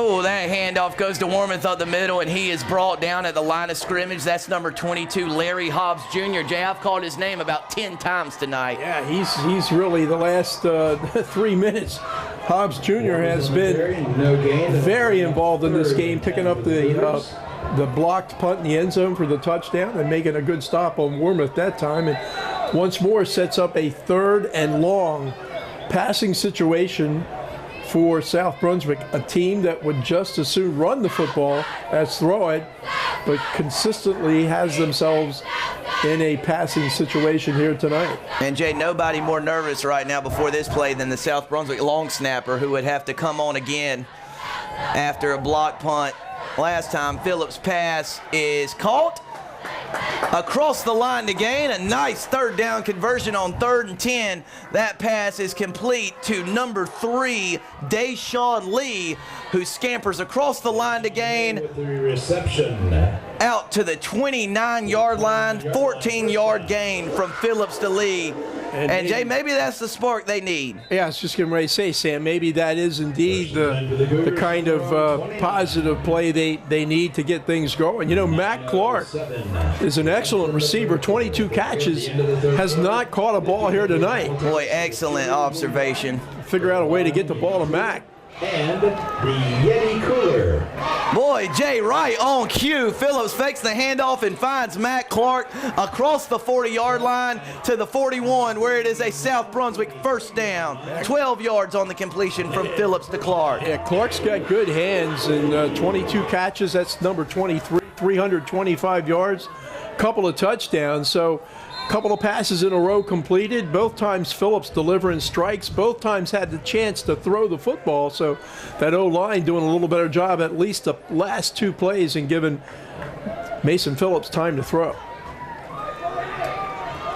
A lot of pressure. South has a screen set up beautifully. It's Phillips to Warmoth, who's across midfield to the 49, across the line to gain. Another completion of 10 or more yards to the North Brunswick 48, where it is a South Brunswick 1st down. Boy, they had the perfect play call there with North Brunswick bringing pressure. They sure did, Sam. That middle screen, and Warmoth, a nice delivery again by Phillips, and Warmoth catching the football and getting them legs moving north and south, and 3 straight 1st downs for North. They can climb back in here quick.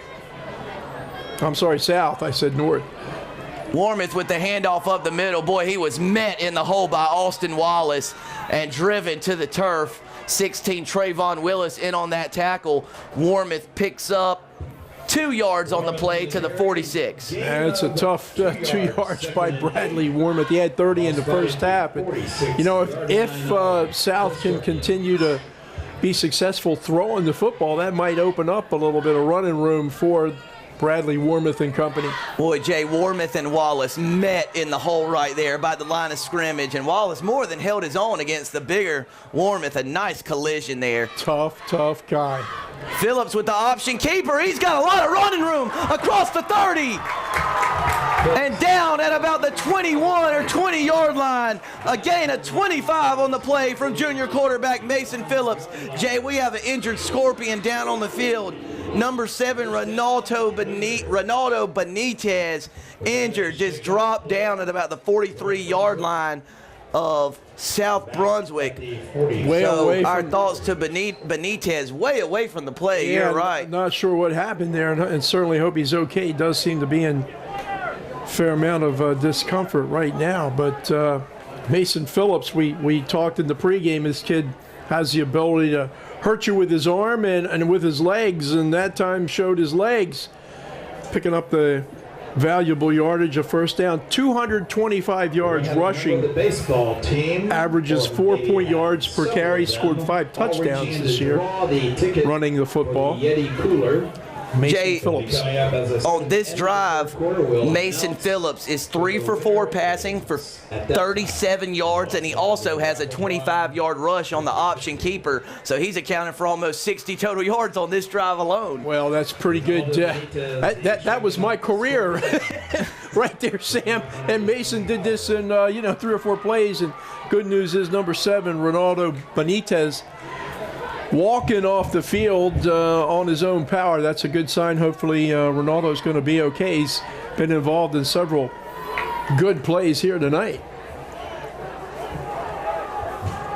Jay, hands down the best offensive possession of the night for South Brunswick. They began this drive at their own 15, and if you remember, they had a 3rd and 10 from their own 15 on this drive with a pass from Phillips to Lee, and boy, you got to think that was a big play to at least get him out of their own end zone. That's Clark on the end around. He's running around the right side looking for room. Nice job by the North Brunswick defense. Number 9, Levante Frazier, and 34, Quessy Clark in on that tackle.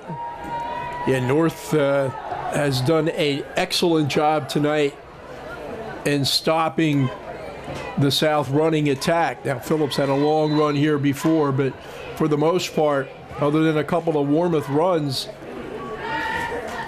North Brunswick has really defended the ball against the run very well. Phillips drops back. He's under pressure. That's number 10, Darnell Brooks. Another big play by the North Brunswick defense, and that's a loss of 5 on the sack. Big-time sack by Brooks. Well, that was just heat that time by Brooks. Didn't get picked up, and Phillips saw him coming, but not in time enough to get out of the way. So Mason doing a good job of maintaining possession.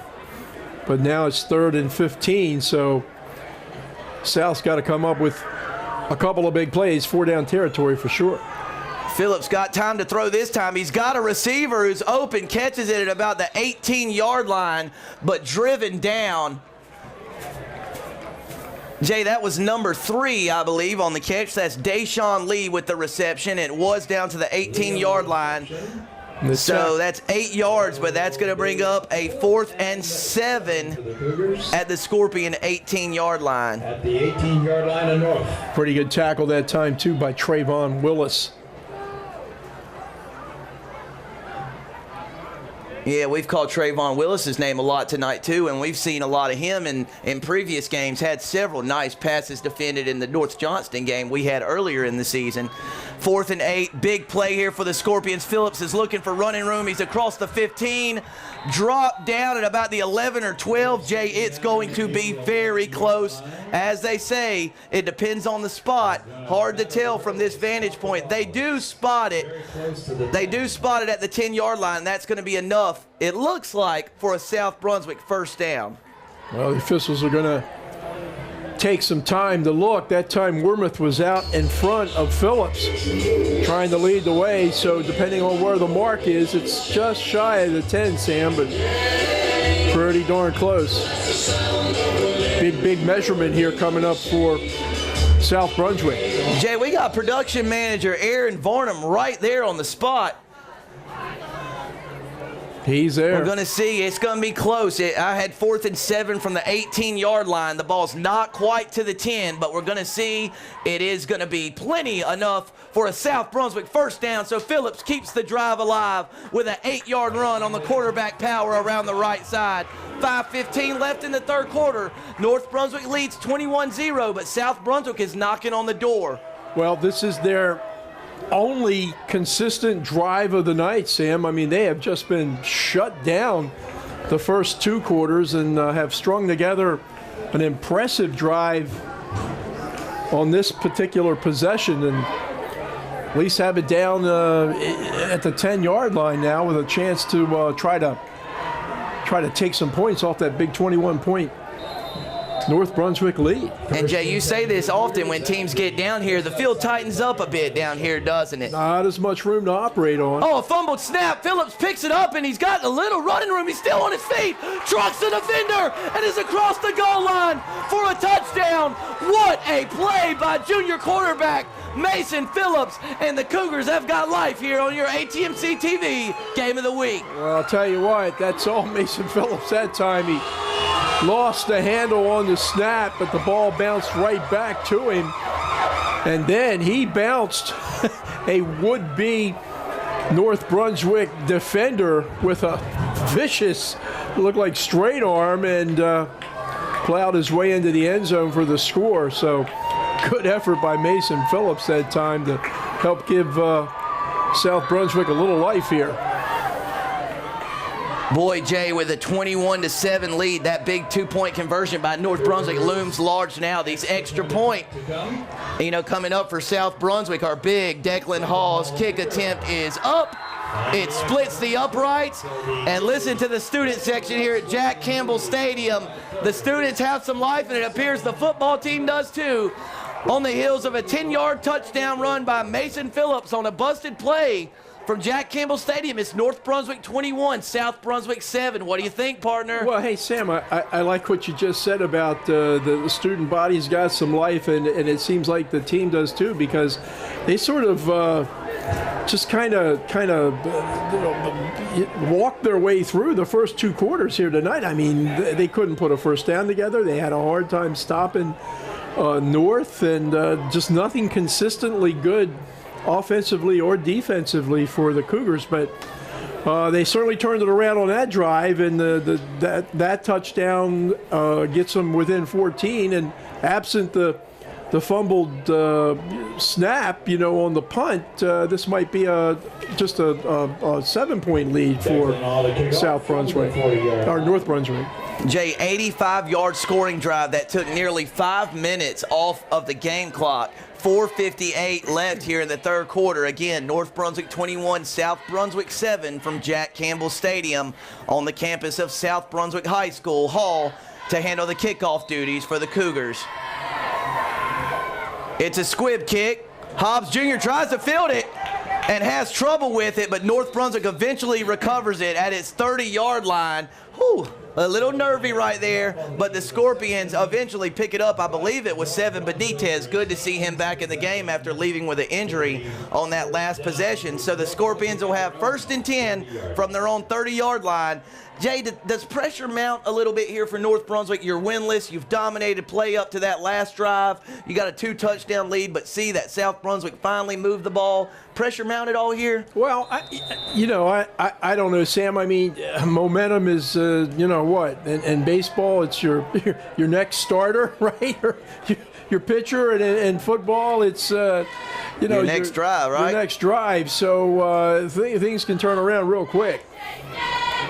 That's DeMond Perry. He's got a handoff. He's got a lot of running room. And if your momentum's your next play, North Brunswick's got a good one as Perry picks up about 9 yards out to the North Brunswick 39. That's going to bring up a 2nd and 1 for the Scorpions. I'll tell you what, DeMond Perry, only a 10th grader, but what a big upside this kid's got. Really runs the ball hard and determined, and again, showing not only some strength, but some speed. 9 yards that time for the sophomore. He had 77 yards on the ground in the first half. Perry's got the tall sweep out to the left. Boy, South Brunswick does a nice job spilling it out, and a big-time tackle there. Yeah, it was hard for me to see who made that tackle. I believe it was 42, Tyran Wade. We do have a penalty flag that came in late. It's going to be a holding call on the Scorpions. Oh, and after 9 yards on 1st down, North Brunswick suddenly facing a 2nd and about 11 or 12 if South accepts the penalty. Well, Sam, as best I can remember, one of the reasons I think that South played so well, particularly in the first half, was they didn't have a lot of penalties. In fact, if they had any, I'm having a hard time, and certainly nothing that was catastrophic. So that's a bad penalty for South then, because North. I'm sorry, for North, because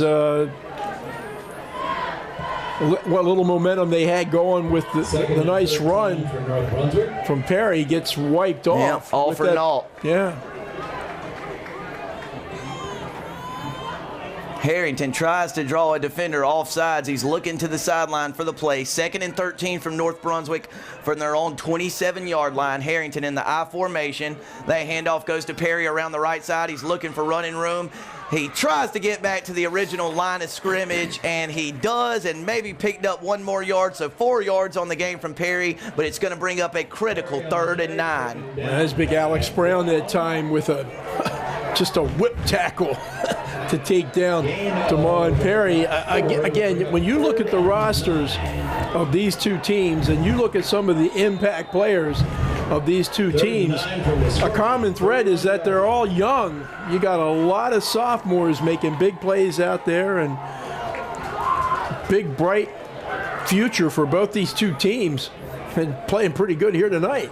Less than 3 minutes left in the 3rd quarter. Harrington's in the shotgun. He rifles a pass out to Trillo, who gets knocked down at the 36-yard line, 4 yards short of the first down marker. So a completion for 5 yards, but it's going to bring up a 4th down. Jay, we do have a flag in the area of holding, or was it after the play? We're going to see what the call is. It's a dead ball penalty. It's unsportsmanlike conduct on the offense. It's an unsportsmanlike call on North Brunswick, so it's not going to be a 4th and 4. It's going to be a little closer to 4th and 19. Well, in that good field position that South enjoyed much of that, if not all of the first half, not so good for them here on this particular possession. So they're going to kick deep from within their territory. That tackle last time was by John Porter. Again, another youngster, a sophomore, the leading tackler on this year's Cougar team. A big punt return, Sam, and hey, this is a brand new game. Momentum all in South Brunswick's favor here. Rivers back inside his 10-yard line. High snap. Rivers has got it. All kinds of pressure. Rivers trying to get away, and he's run out of bounds at the 7-yard line. And boy, do the Cougars have some momentum now, as they're going to have a 1st and goal at the 9-yard line of the Scorpions. Things unraveling a bit here for North Brunswick. Sam, that's not a big punt return, but the result is much the same. So a high snap, Rivers caught the ball, but by that time he was just under siege by a number of South Brunswick rushers, and lucky to get out of bounds without getting hurt. So ball goes over on the change of downs. So it is first to South in great field position. Boy, special teams miscues for each team here in this 3rd quarter. South had a punt blocked in its own end zone, recovered for a touchdown, and now North Brunswick gives the ball up inside its own 10-yard line as Warmouth powers for 6 yards from the 9 to the 3-yard line for 6 yards. Warmouth ran over somebody that time. He just got lower than the tackler did. Good hard run by Bradley Warmouth. He's a keeper, Sam. Boy, South Brunswick play or two away from making this a 1-score game. T formation for the Cougars. Phillips behind the center. Ruled down at the 1-yard line. So Phillips picks up 2 yards on the quarterback sneak, and it's going to bring up a 3rd and goal from the 1-yard line. Well, I'll tell you, you got that full house backfield. Rocky Lewis says, gentlemen, put the ball in the end zone. Run. A minute and a half left in the 3rd quarter. North Brunswick 21, South Brunswick 7. Phillips takes the snap, hands off the big 62, Stormin' Norman Jim, who powers his way in from 1 yard out. And we got a brand new game here at Jack Campbell Stadium. It's 21-13 with a minute 26 left here in the 3rd quarter. Sam, you were asking how can momentum change? That's how momentum changes real quick on the poor snap and the Jibke 1-yard TD run, the point after here, and we got a 1-touchdown game. How quickly things can change, partner. North Brunswick just dominated the first 26 minutes with 10 minutes left to go in the third quarter. It was 21-0, and South only had 1 first down on the night. And now here we are. It's a 21-14 game after Declan Hall bangs through the extra point attempt. Yeah, you know, Sam, that's a great observation. I mean, in terms of time, the first 24 minutes, clearly North. And then the first maybe 2 or 3 minutes in the third quarter, North. And there's a 21-0 lead. And all of a sudden, we play about 9 minutes. And it's 21. Game. It's a one-score game. And that's how quickly the tide can turn. So good comeback by South Brunswick here, because they sure didn't look like they were going to do much here tonight, and not that many minutes ago. But they got a lot of life out there now. A big hearty thank you to our 2017 sponsors for our game of the week. We're going to rattle them off real quick here during a break in the third quarter. Big thank you from Sam and Jay to JP Russ and Son, the Grissettown Longwood Fire and Rescue, Haunted Trail, Strand Termite and Pest Control, the Brunswick Beacon, Community Finance of South Carolina, the Doghouse Grill 2, and of course, ATMC.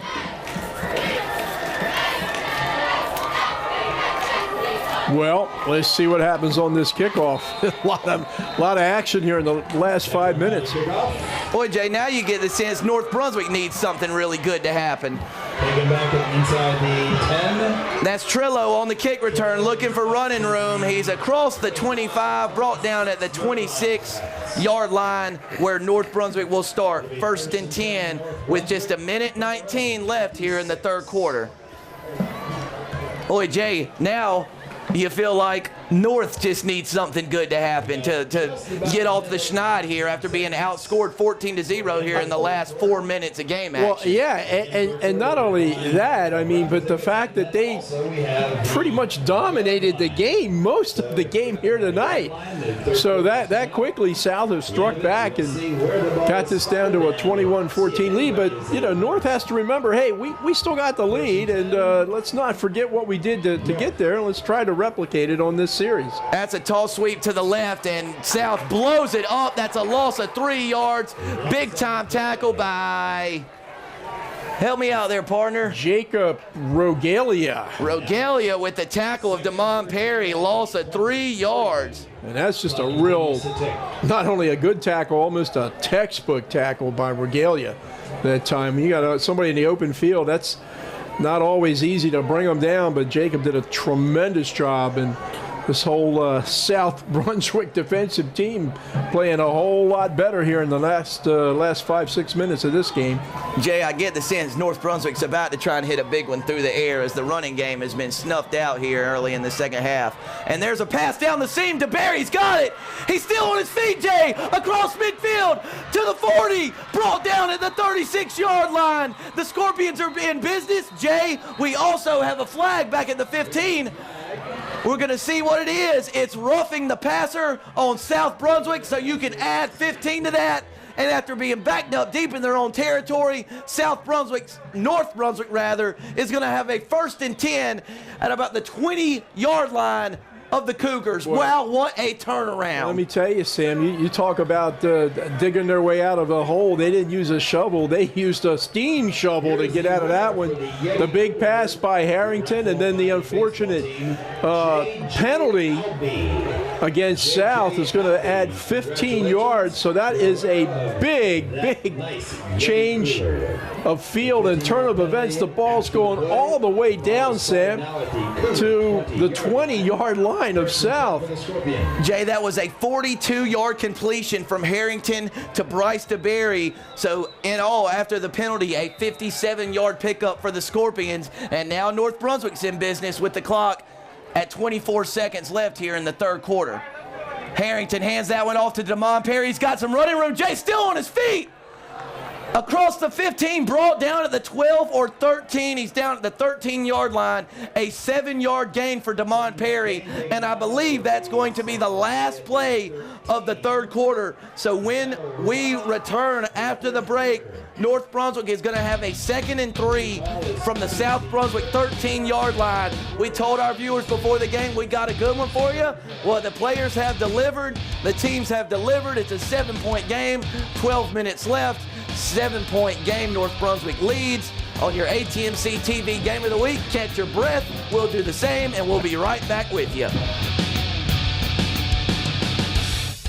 Bugs have to live somewhere. Make sure it's not your house. Strand Termite and Pest Control is ready to help you with your pest control needs. Whatever the bug, whatever the problem. From that pesky roach, ants, bed bugs, or termites damaging your house, Strand Termite and Pest Control has been helping families with their pest problems for 45 years. We can also encapsulate your crawl space to stop moisture and bugs in their tracks. We're proudly family-owned and operated and have 2 locations to serve you. Don't let bugs bug you. Call for a free estimate or visit us online. ATMC offers internet speeds up to 1 gigabit per second, but we like to call it Gigabunch.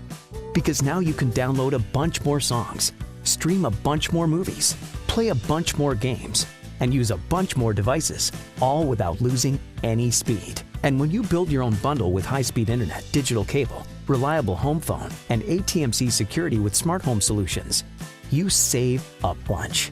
Build your bundle today with ATMC. Hey, Sandman, it's Jay. Hey, partner. Didn't you tell me you know a guy that's got some heavy equipment? I need a load of dirt. Don't worry, man. I got you. Sam, this isn't what I had in mind. He'll be done any time now. I knew we should have called J.P. Russ & Son. Serving Brunswick County since 1947, J.P. Russ & Son has become the local leader in all your heavy equipment needs. We also haul any material, even rock. Give J.P. Russ & Son a call today. We are ATMC TV, Channel 3 and HD Channel 910, your community channel. We're back, 4th quarter, getting ready to start. We are at the home of the Cougars, and they are 21-14 down to the visitors from North Brunswick. Jay and Sam here at what has turned out to be a pretty darn exciting game with the Scorpions on the move. Harrington's looking for a man. The pass falls incomplete. That was intended for number 3, Devontae Webb, and that's going to bring up a 3rd and 3 from the 13-yard line of South Brunswick. And Sam, we are in the press box. And we're shaking. Yes. How cool is that? I don't know, Jay. I don't know if I'd use the word cool. I'm getting a little motion sickness up here. A lot of excitement and enthusiasm here tonight on both sides of the field. And certainly on the field, which is the most important place. 3rd and 3 from the 13-yard line of South Brunswick. North Brunswick with 2 backs in the backfield. Handoff goes to Damon Perry. It's going to be very close. He's brought down at about the 10, Jay. It's going to be very close to a first down. Trying to get a spot on the fly from production manager Aaron Varnum. It is going to be enough. Oh, no, I thought it's going to be short. It's about a half-yard short, it appears. So it's going to bring up a 4th down situation for the Scorpions. Number 56, Big Campbell Woody, from his defensive line position. Saved that first down on that run, but let's see what they do on this one. They're going to send in 2-1-3. Boy, the Scorpions going to bring on the field goal team from the 11-yard line. It's a 28-yard try. Rivers' kick is up, and it splits the uprights, and a big-time kick from Michael Rivers, who is 3 for 3 on the night in field goal attempts. And with 11:04 left in this one, that is a huge score by the North Brunswick Scorpions. North leads 24-14 on your Game of the Week. What a offensive weapon is Mike Rivers, Sam. That is, as you mentioned, his 3rd field goal of this game. And more importantly for North, it gives them a two-score advantage. So if South is going to get back in this game, they got to score twice. And not impossible for sure. We saw them hang up 14 points in about 6 minutes. And they've got 11 minutes to go here in the fourth quarter. But big kick by Rivers. And you know, Sam, when Rivers hits that ball, I mean, these things aren't just kind of falling over, right? They're into the next county. He's the winner of the 50-50 So big effort tonight by North, led by a slew of people. I mean, Harrington's had a pretty good game, and Bullock's had a good game. But it might be the kicker, Mike Rivers, who's the difference. So a 10-point game, 11 minutes left. And speaking of Rivers, let's see what he does on this kickoff.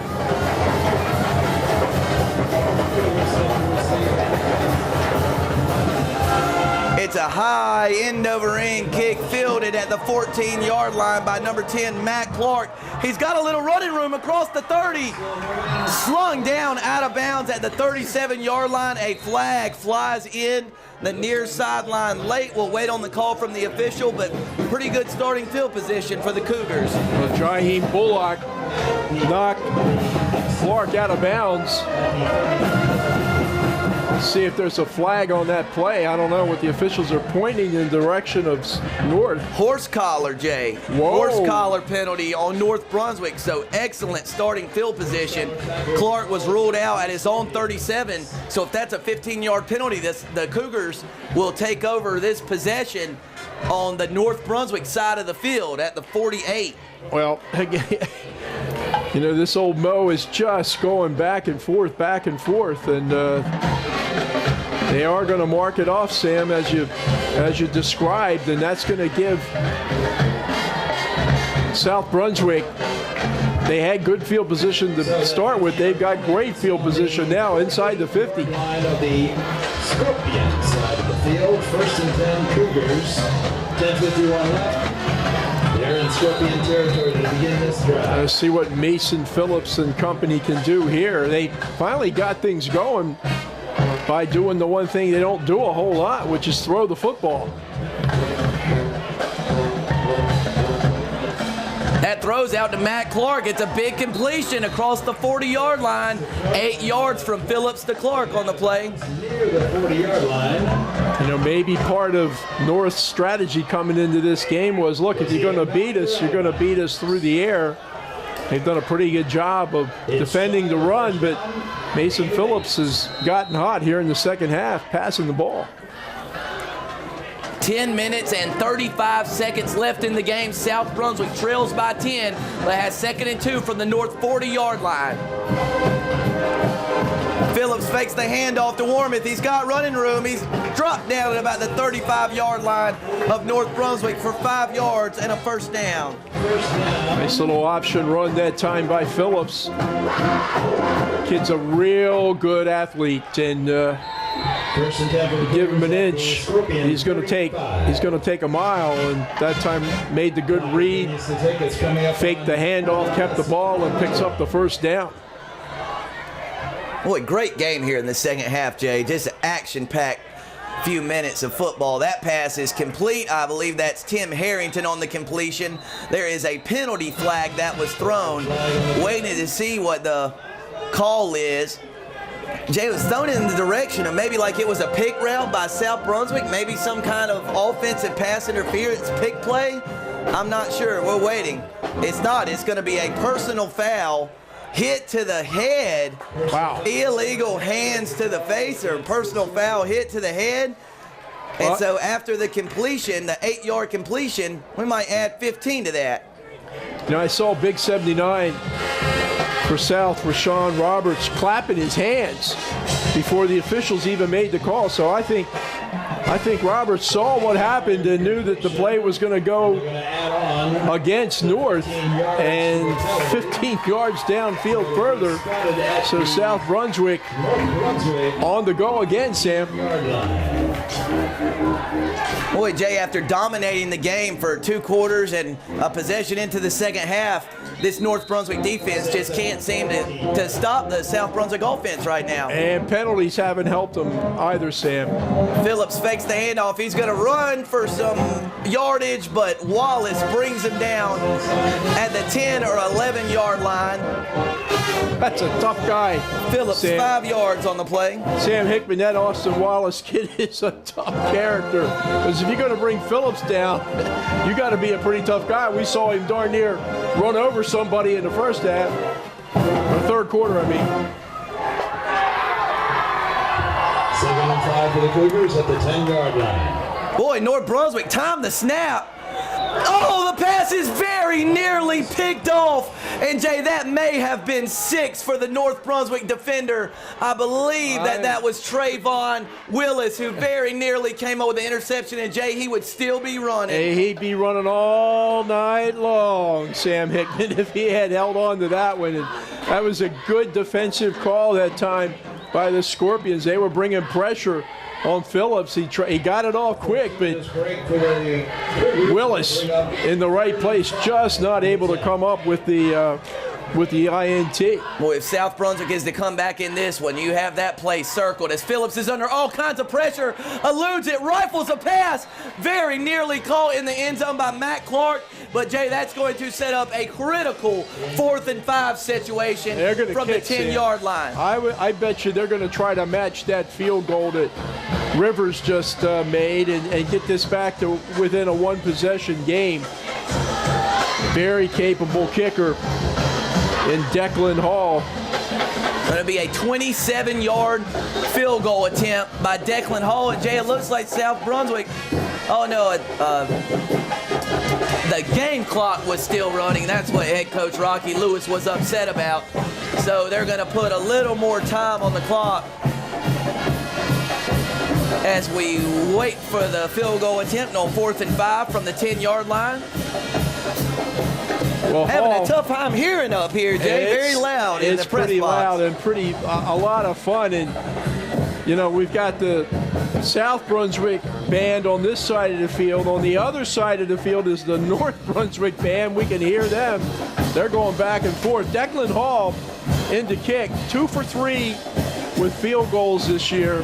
His long, a 33-yard field goal, 8 for 9, 9 for 10, 10 for 11 now in point after. So Hall, a very capable kicker on his own right.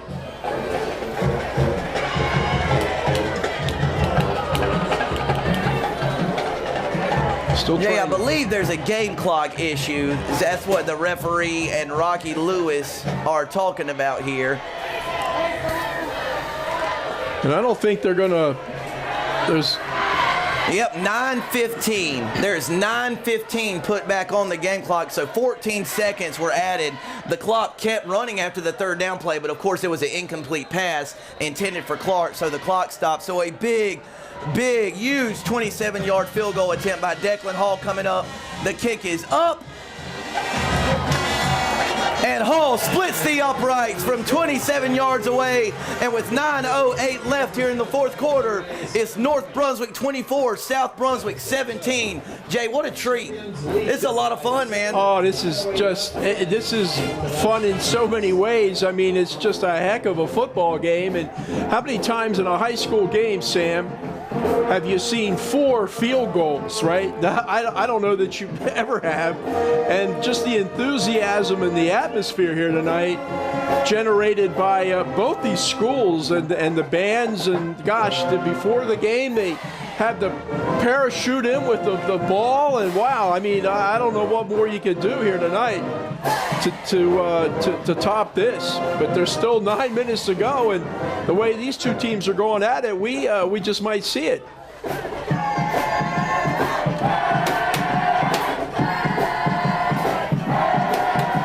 Jay, give a lot of credit, regardless of what happens the last 9 minutes, to these kids from South Brunswick for fighting back. Absolutely. They were down 13 at the half and down 21 with about 10 minutes to go in the third quarter. Jay, DeBerry fields that squib kick toward the sideline and just falls on it at the 34-yard line where North Brunswick will take over 1st and 10. So now it's up to Lee Harrington and company, and you know, Darren Willis has done a great job getting them ready for this game tonight and helping them get the lead and maintain it. We'll see what Harrington's going to do on this possession. Boy, Jay, it was just a huge completion on that last drive from Harrington to DeBerry for 42 yards, plus the 15 from the roughing the passer. You have to dial that up again. That handoff goes to Perry up the middle. He is stacked up in the backfield by a host of South Brunswick tacklers. No gain on the play. That's 60. Including 14 Matt Clark. Well, Clark in on that, and the big guy, 62, Norman Jibke as well. Yeah, you're right, Sam, that the big pass play with Harrington and DeBerry saved their bacon the last time down, but it just appears that the South defensive front seven play much more aggressive here in the second half, and some of those plays that they weren't making in the first half, they're now making. That's a screen play dialed up for Perry. He makes one guy miss, but he can't make the second tackler miss. That was number 9, Isaiah McDonald, who drops Perry for a loss of 2 yards to bring up a 3rd and 12 from the Scorps' 32-yard line. You know, McDonald's had a really solid game. He has been in on a lot of stops here tonight, and Isaiah with a Z, Sam. I hadn't seen it spelled that way, but let me tell you, Mr. McDonald knows what he's doing out there on that football field. Old McDonald had a tackle. He sure did, man. More than one. T-A-C-K-L-E. More than one tonight. You got that right. Big 3rd and 12 play. The clock is under 7 minutes and 40 seconds left here in the game. North Brunswick leads by 7 on your ATMC TV Game of the Week. Boy, that pass is... Boy, let's see. They call it a catch. It's called a catch. Harrington to 33, Davion Trillo, Jay. Once again, it depends on the spot. It is very close to the line to game, but I believe from this vantage point, oh boy, oh no, it's a first down. A big-time completion from Harrington to Trillo for 12 yards rather, and a first down. Put a star beside that one, Sam. Boy, because big throw and catch. That was a huge play by Harrington and his favorite receiver, Davion Trillo. Trillo went down on the ground to come up with that ball, so great play by the Scorpions, and they live for another day with 4 more downs and the chance to take more time off that clock. Jay, even if nothing else, you chew up about 2 more minutes of game clock. Harrington fakes that one. He's got room on the naked bootleg, looking for running room, carrying the ball very loose there, wraps it up at the end. Jay, a very smart play by Harrington to get 6 yards, and at the very end, you saw him wrap up the football. Nice ball protection, smart, heady play from the sophomore quarterback. Absolutely, yeah. The ball is what it's all about now, the possession of the football, and Harrington that time knew he was going to get belted, picked up, a very valuable 6 yards, and went down and protected that football. Good play by Lee Harrington. Jay, I love the play call, too, the way South Brunswick has attacked North's running game. You get them going one way, Harrington runs it the other, and 6 yards, a big pickup on first down. And the clock keeps on rolling.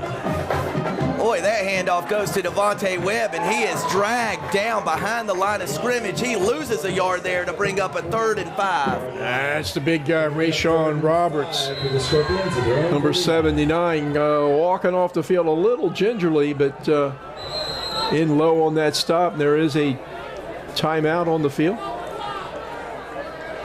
They're having a few game clock issues here at Jack Campbell Stadium here tonight. Might have to add a little more time here. The clock is showing 5:56 left here in the game. North Brunswick faces a critical 3rd and 5 from its own 49-yard line after this timeout. Quick reset. The clock now shows 6 minutes left, so we're halfway through the 4th quarter. 6 minutes left in the game. North Brunswick 24, South Brunswick 17. North's got a 3rd and 5 from their own 49-yard line. Need to get to the South 44 for a first down. Well, this is a very, very important down, especially for South. That's why Coach Lewis called the timeout, not only to stop the clock, but to get this defense set and explain to the kids that, look, we may not get a whole lot of more, chances at this ball tonight if we don't stop them here. That 6 minutes can go quick. So big play for both teams. Harrington had the answer the last possession. Let's see what they can do this time. 3rd and 5 from the North 49-yard line. Harrington in the shotgun. He takes the snap, rifles a pass to Willis, who makes the grab across the line to gain to the 45-yard line. Another big 3rd down conversion for the Scorpions. Nice throw and catch. Well, nice throw and catch, and maybe South given just a little bit too much room to those North receivers, and Harrington making them pay. He's not getting any pressure, and when he gets time to throw, he can deliver the ball, just as Darren Willis had talked about early on this year. Boy, Jay, another set of fresh downs for North Brunswick, and the game clock is now under 5 minutes and 40 seconds as North is back in the I formation. They're going to hand that one to DeMond Perry, who lowers his head, rumbles all the way to the 40-yard line. Big pickup on 1st down. Got to love what you've seen from this kid Perry tonight. He's had a great game, and not only does he pick up valuable yardage that time, 5 yards on the ground, but is taking time off that clock. It is down to 5:13 and running. And it's only 2nd down, so you know that North Brunswick's going to have this football for another minute or two. Jay, I'm going to go into color analyst mode here after this play. Go right ahead. Share an observation I've had with Perry tonight. He's across the 45. Jay's still on his feet to the 35-yard line, where it's going to be a 1st down Scorpions. Another 5-yard pickup from sophomore DeMond Perry. And Jay, what I was going to say was, one thing I love about Perry, and you have to do in high school football, sometimes if it's not there, you just have to lower your head and be okay with 2, 3, 4 yards. He doesn't try to dance behind the line and make something that's not there. He just lowers his head, runs tough, and picks up valuable yardage. No, he's not a dancer, Sam. He's a hard runner, and you like these north-south guys. And he's got some speed though too. Look at that. Boy, Jay, I thought Webb jumped a little early there from his fullback position, but no flag was thrown, and not much griping from the South Brunswick sideline. So that's 4 yards on the pickup from DeMond Perry, and North's all the way to the South Brunswick 31-yard line. Well, another 1st down, and they're in whose territory, right? I'm not sure he couldn't kick the ball from there, but clearly Rivers has got a lot of range in terms of his ability to kick. So they don't have to get a touchdown here. 3 points could salt this away. And Jay, worst case scenario, if North doesn't get another yard, that's going to be a false start out wide on number 80, Jaheim Bullock. Boy, a killer penalty. Instead of 2nd and 6, you're getting 4 yards a pop in the running game. Now you have a 11 back at the, we'll call it 36-yard line. And you stop the clock. You stop the clock. But, Jay, worst case for North Brunswick, even if you don't get another yard, you can utilize Rivers in his punting role, and at the very worst, pin South Brunswick deep and make them go the length of the field to try and tie this game. Make them go from here to there and back again. That's a good point too, Sam.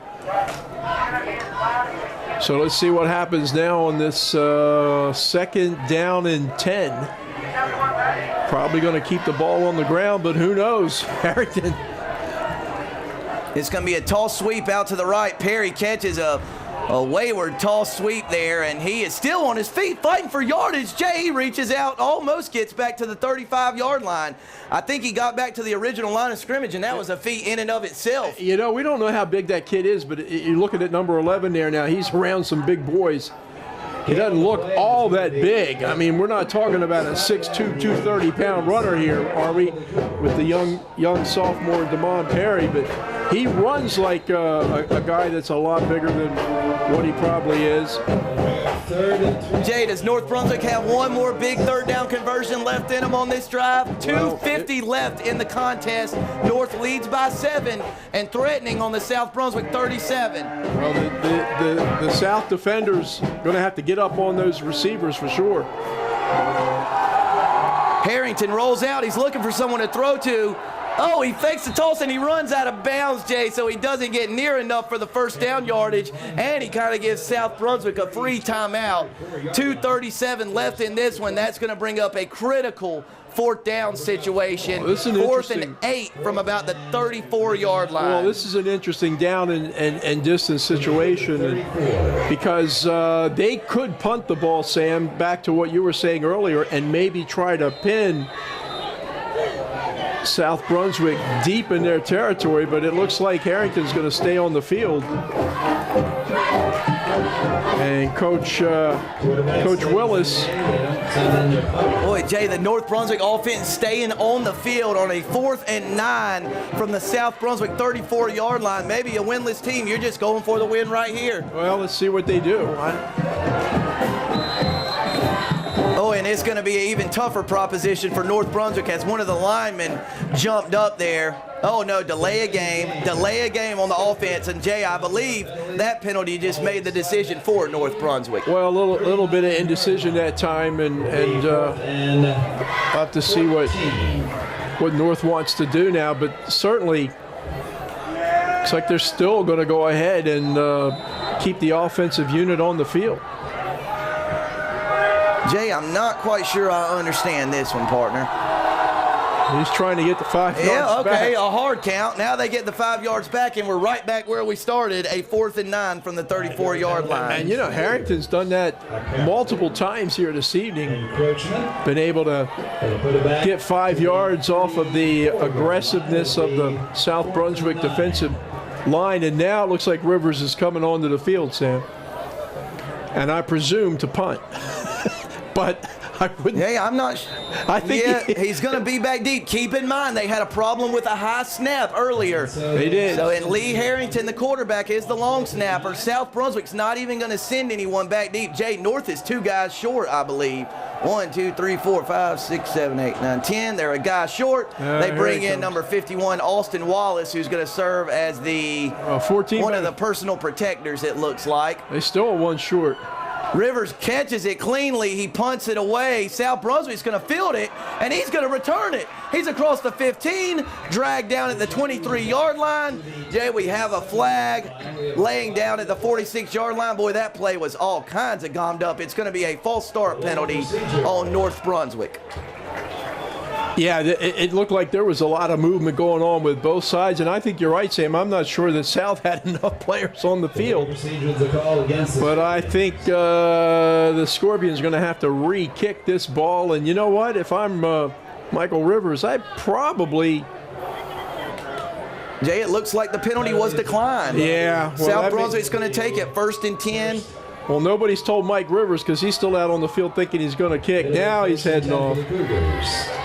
So, Jay, this is pretty much it, right, partner? South Brunswick's got a 1st and 10 from its own 24-yard line. We got 2 minutes and 25 seconds left. How much fun is this? This is why everybody does these things on Friday night, Sam Hickman. This is high school football at its best. Let's see what Mason Phillips has got left in him. South Brunswick down by 7, 2:25 left from Jack Campbell Stadium. 3 guys rushing, everybody else back defended. Phillips lost a deep pass. Willis is there. It's off his hands. The second time tonight, Trayvon Willis has all but had the game in his hands and could not come up with the interception. Boy, oh boy, he'd like to have that one back. I'm not sure, Sam. I thought there was 2:18 on the clock when that play went, and there's still 2:18 on the clock. So I don't see them making any adjustments, and I may have looked at it wrong, but if you watch on this play, look, there are 3 down linemen for North. There are 8 guys back defending. And South sees that, and they're going to go with the running play by Austin Wallace and number 4, Kaye Moore. Oh, excuse me, that's number 1. Yeah, 4, Kaye Moore, and 51, Austin Wallace, bring Warmouth down after 4 yards. And that's going to bring up a 3rd and 6 situation from the South Brunswick 28-yard line. Cougars are back on the ball.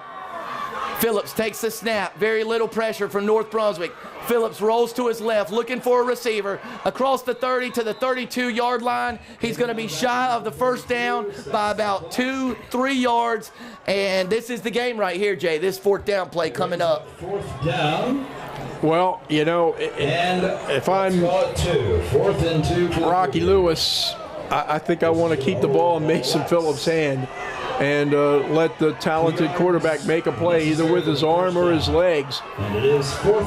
They got to pick up this first down. 4th and 2, 32-yard line for South Brunswick. The hand, Phillips keeps it, runs around the left side. He's got enough for the first down and more. He runs out of bounds at the 42-yard line. Gain of 10 yards, and South Brunswick still breathing. Well, you know, that's the right call with Phillips because he's very athletic and he's smart too. He showed you that time picking up the first down, but realizing that the clock was going to stop, it stops by running out of bounds too. So good effort that time by Phillips, and they got 4 more downs and a minute 42 seconds to go. And Jay, only 3 seconds ran off the game clock there on that play. The play snapped at 1:45 and only 3 seconds were taken off as Phillips is looking for running room. He breaks a few tackles. He's brought down at the 49-yard line, picks up 7 yards, and that's going to bring up a 2nd and 3. But South's got to get back over the ball quick, Sam. They can't take a lot of time between these plays. Mason's got probably 2 plays called, and they're ready to snap. A minute 20 left in this one. South Brunswick trying to tie the game. Pass intended for Clark. It falls incomplete. So we're going to have a 3rd and 3 from the South 49-yard line after the incomplete pass. Another 3rd down play, and of course I'm pretty sure North knows that Phillips is the guy to defend here, and maybe they are content to let him, you know, pick up a couple of yards. Better than getting beat deep, right? No big plays. Phillips carries that one around the left side. He's got all kinds of running room, and he runs out of bounds at the 43-yard line. Boy, Jay, these are must be the slowest plays in history. 4 seconds off the game clock on the 3rd down play. At this rate, South's got all night to score a touchdown. Well, they pick up another 4 downs, and that's what they were looking for. So they have the ball now inside the 45, 44, 43 yards to go to get a chance to tie this game up. Phillips rolls out to his right, looking for a receiver to throw to. He's got a man. He zipped that one in there to Matt Clark. And Clark is brought down inbounds, Jay. The game clock is still going. 30. He got 9 yards, so the first down does not stop the clock. And South Brunswick calls a timeout and stops the clock with 55 seconds left. Oh. Good timeout call that time by Rocky Lewis. They needed to, couldn't get the team back over the ball quick enough to execute a play. So, and Rocky's out there talking to the official again. I don't know what it's about, but it certainly can't be about the game clock. There was about 3 plays there that took up a grand total of 7 seconds. I think it's... Nevertheless, Jay, 55 seconds left. North Brunswick 24, South Brunswick 17. The Cougars need 34 more yards. And is it too early to think of, if you score, do you tie it and send it to overtime? Yeah. You go for 2. The old general rule is you tie it at home, you go for the win on the road. Well, and hey, listen, South has been in this position before, right? Yep, absolutely. The OT overtime win against Ashley 2 weeks ago. On a Declan Hall field goal. So they have not their first rodeo. Boy, good high school football game. Real good. A lot of resolve by both teams. Phillips drops back. He fires a pass, batted down, very nearly intercepted by number 10, Darnell Brooks. Good boy, Jay, he jumped that route. He's had a heck of a game as Darnell Brooks knocked that down. You got third and 1. Jay, if you're South Brunswick, do you think about just running it with Phillips or Warmouth and getting the first down to get a fresh set of downs? Well, they got to get a first down for sure. And if they can get a first down, it stops the clock. That handoff goes to Warmoth. It is a first down. The ball's on the ground, and the Scorpions have recovered. Warmoth fumbles inside the 35-yard line. North Brunswick recovers with 49 seconds left.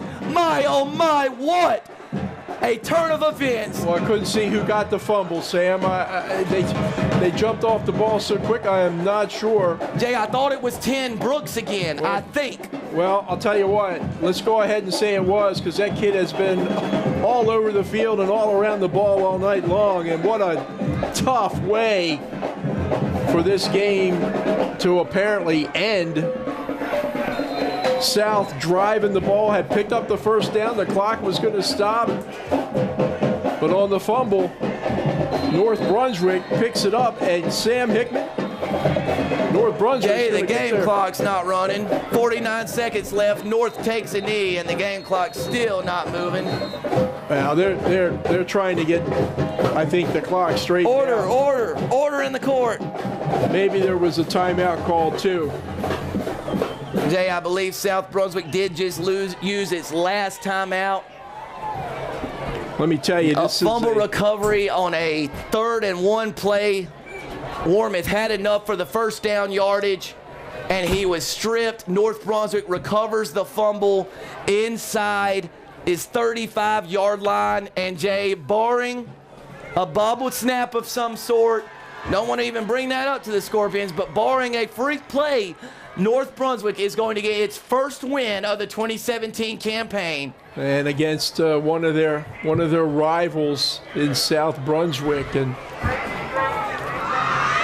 just been a real entertaining high school football game for sure. And Jay, you gotta feel for a kid like Bradley Warmoth.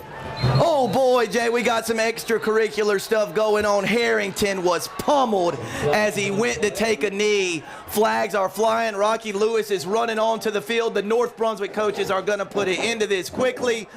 South Brunswick coaches as well. Man, you don't want to see this at the end of a high school football game. Well played all night by both high school football teams. And then you get this mess at the end of it. Kind of puts a sour note on it. And Jay, we can't even get a kneel to get to the final horn. I'm just wondering who's picking up the penalty.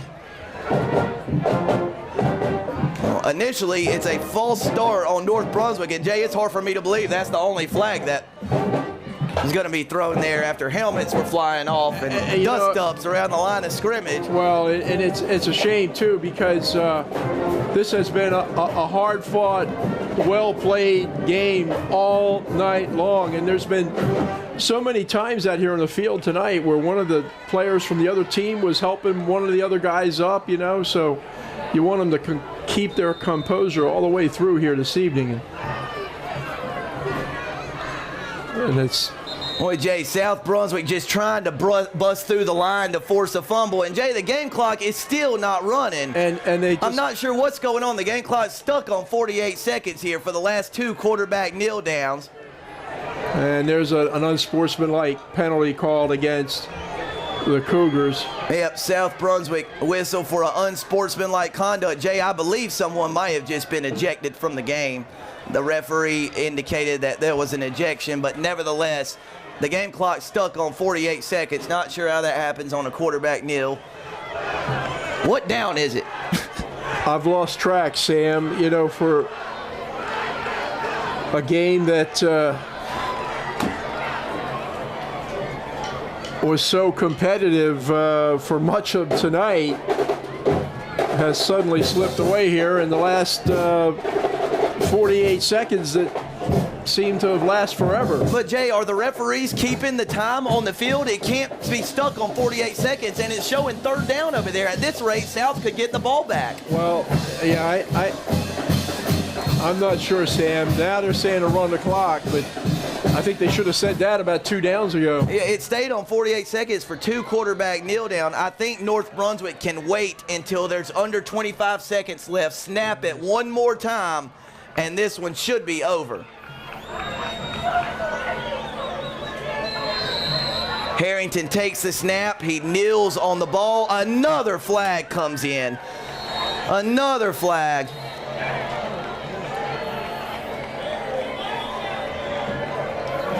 Well, I think the game's going to be over. They are saying run Jay, the clock. they're just going to run the clock, and I believe that's going to be the end of this one. And you don't want to. North Brunswick sideline has erupted into pandemonium as they're celebrating not only their first win of this season, but a win over county rival South Brunswick, who came into this game riding all sorts of momentum, 2-1 in the league. And finally, the final horn has sounded, and from Jack Campbell Stadium, North Brunswick 24, South Brunswick 17. Jay, final takeaways. Well, again, other than the last minute and a half, this was a heck of a high school football game. And once again, the thing that jumps out at me is the emotion. And I think North came in here and just had emotion in their favor and then held on, right? They held on. They had a lead and were able to just hang on in the end. And how many high school games are you going to see 4 field goals? But we saw that tonight. So pretty exciting night for these kids from North, and the kids from South put on a pretty good show too.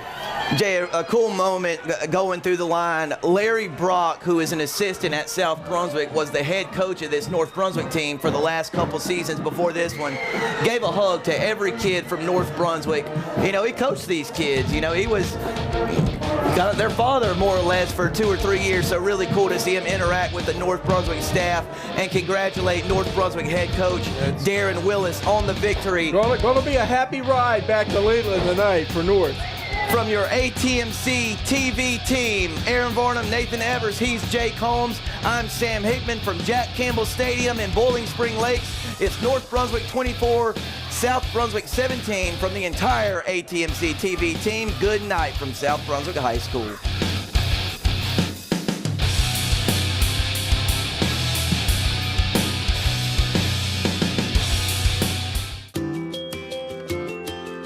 We are ATMC TV, Channel 3 and HD Channel 910, your community channel.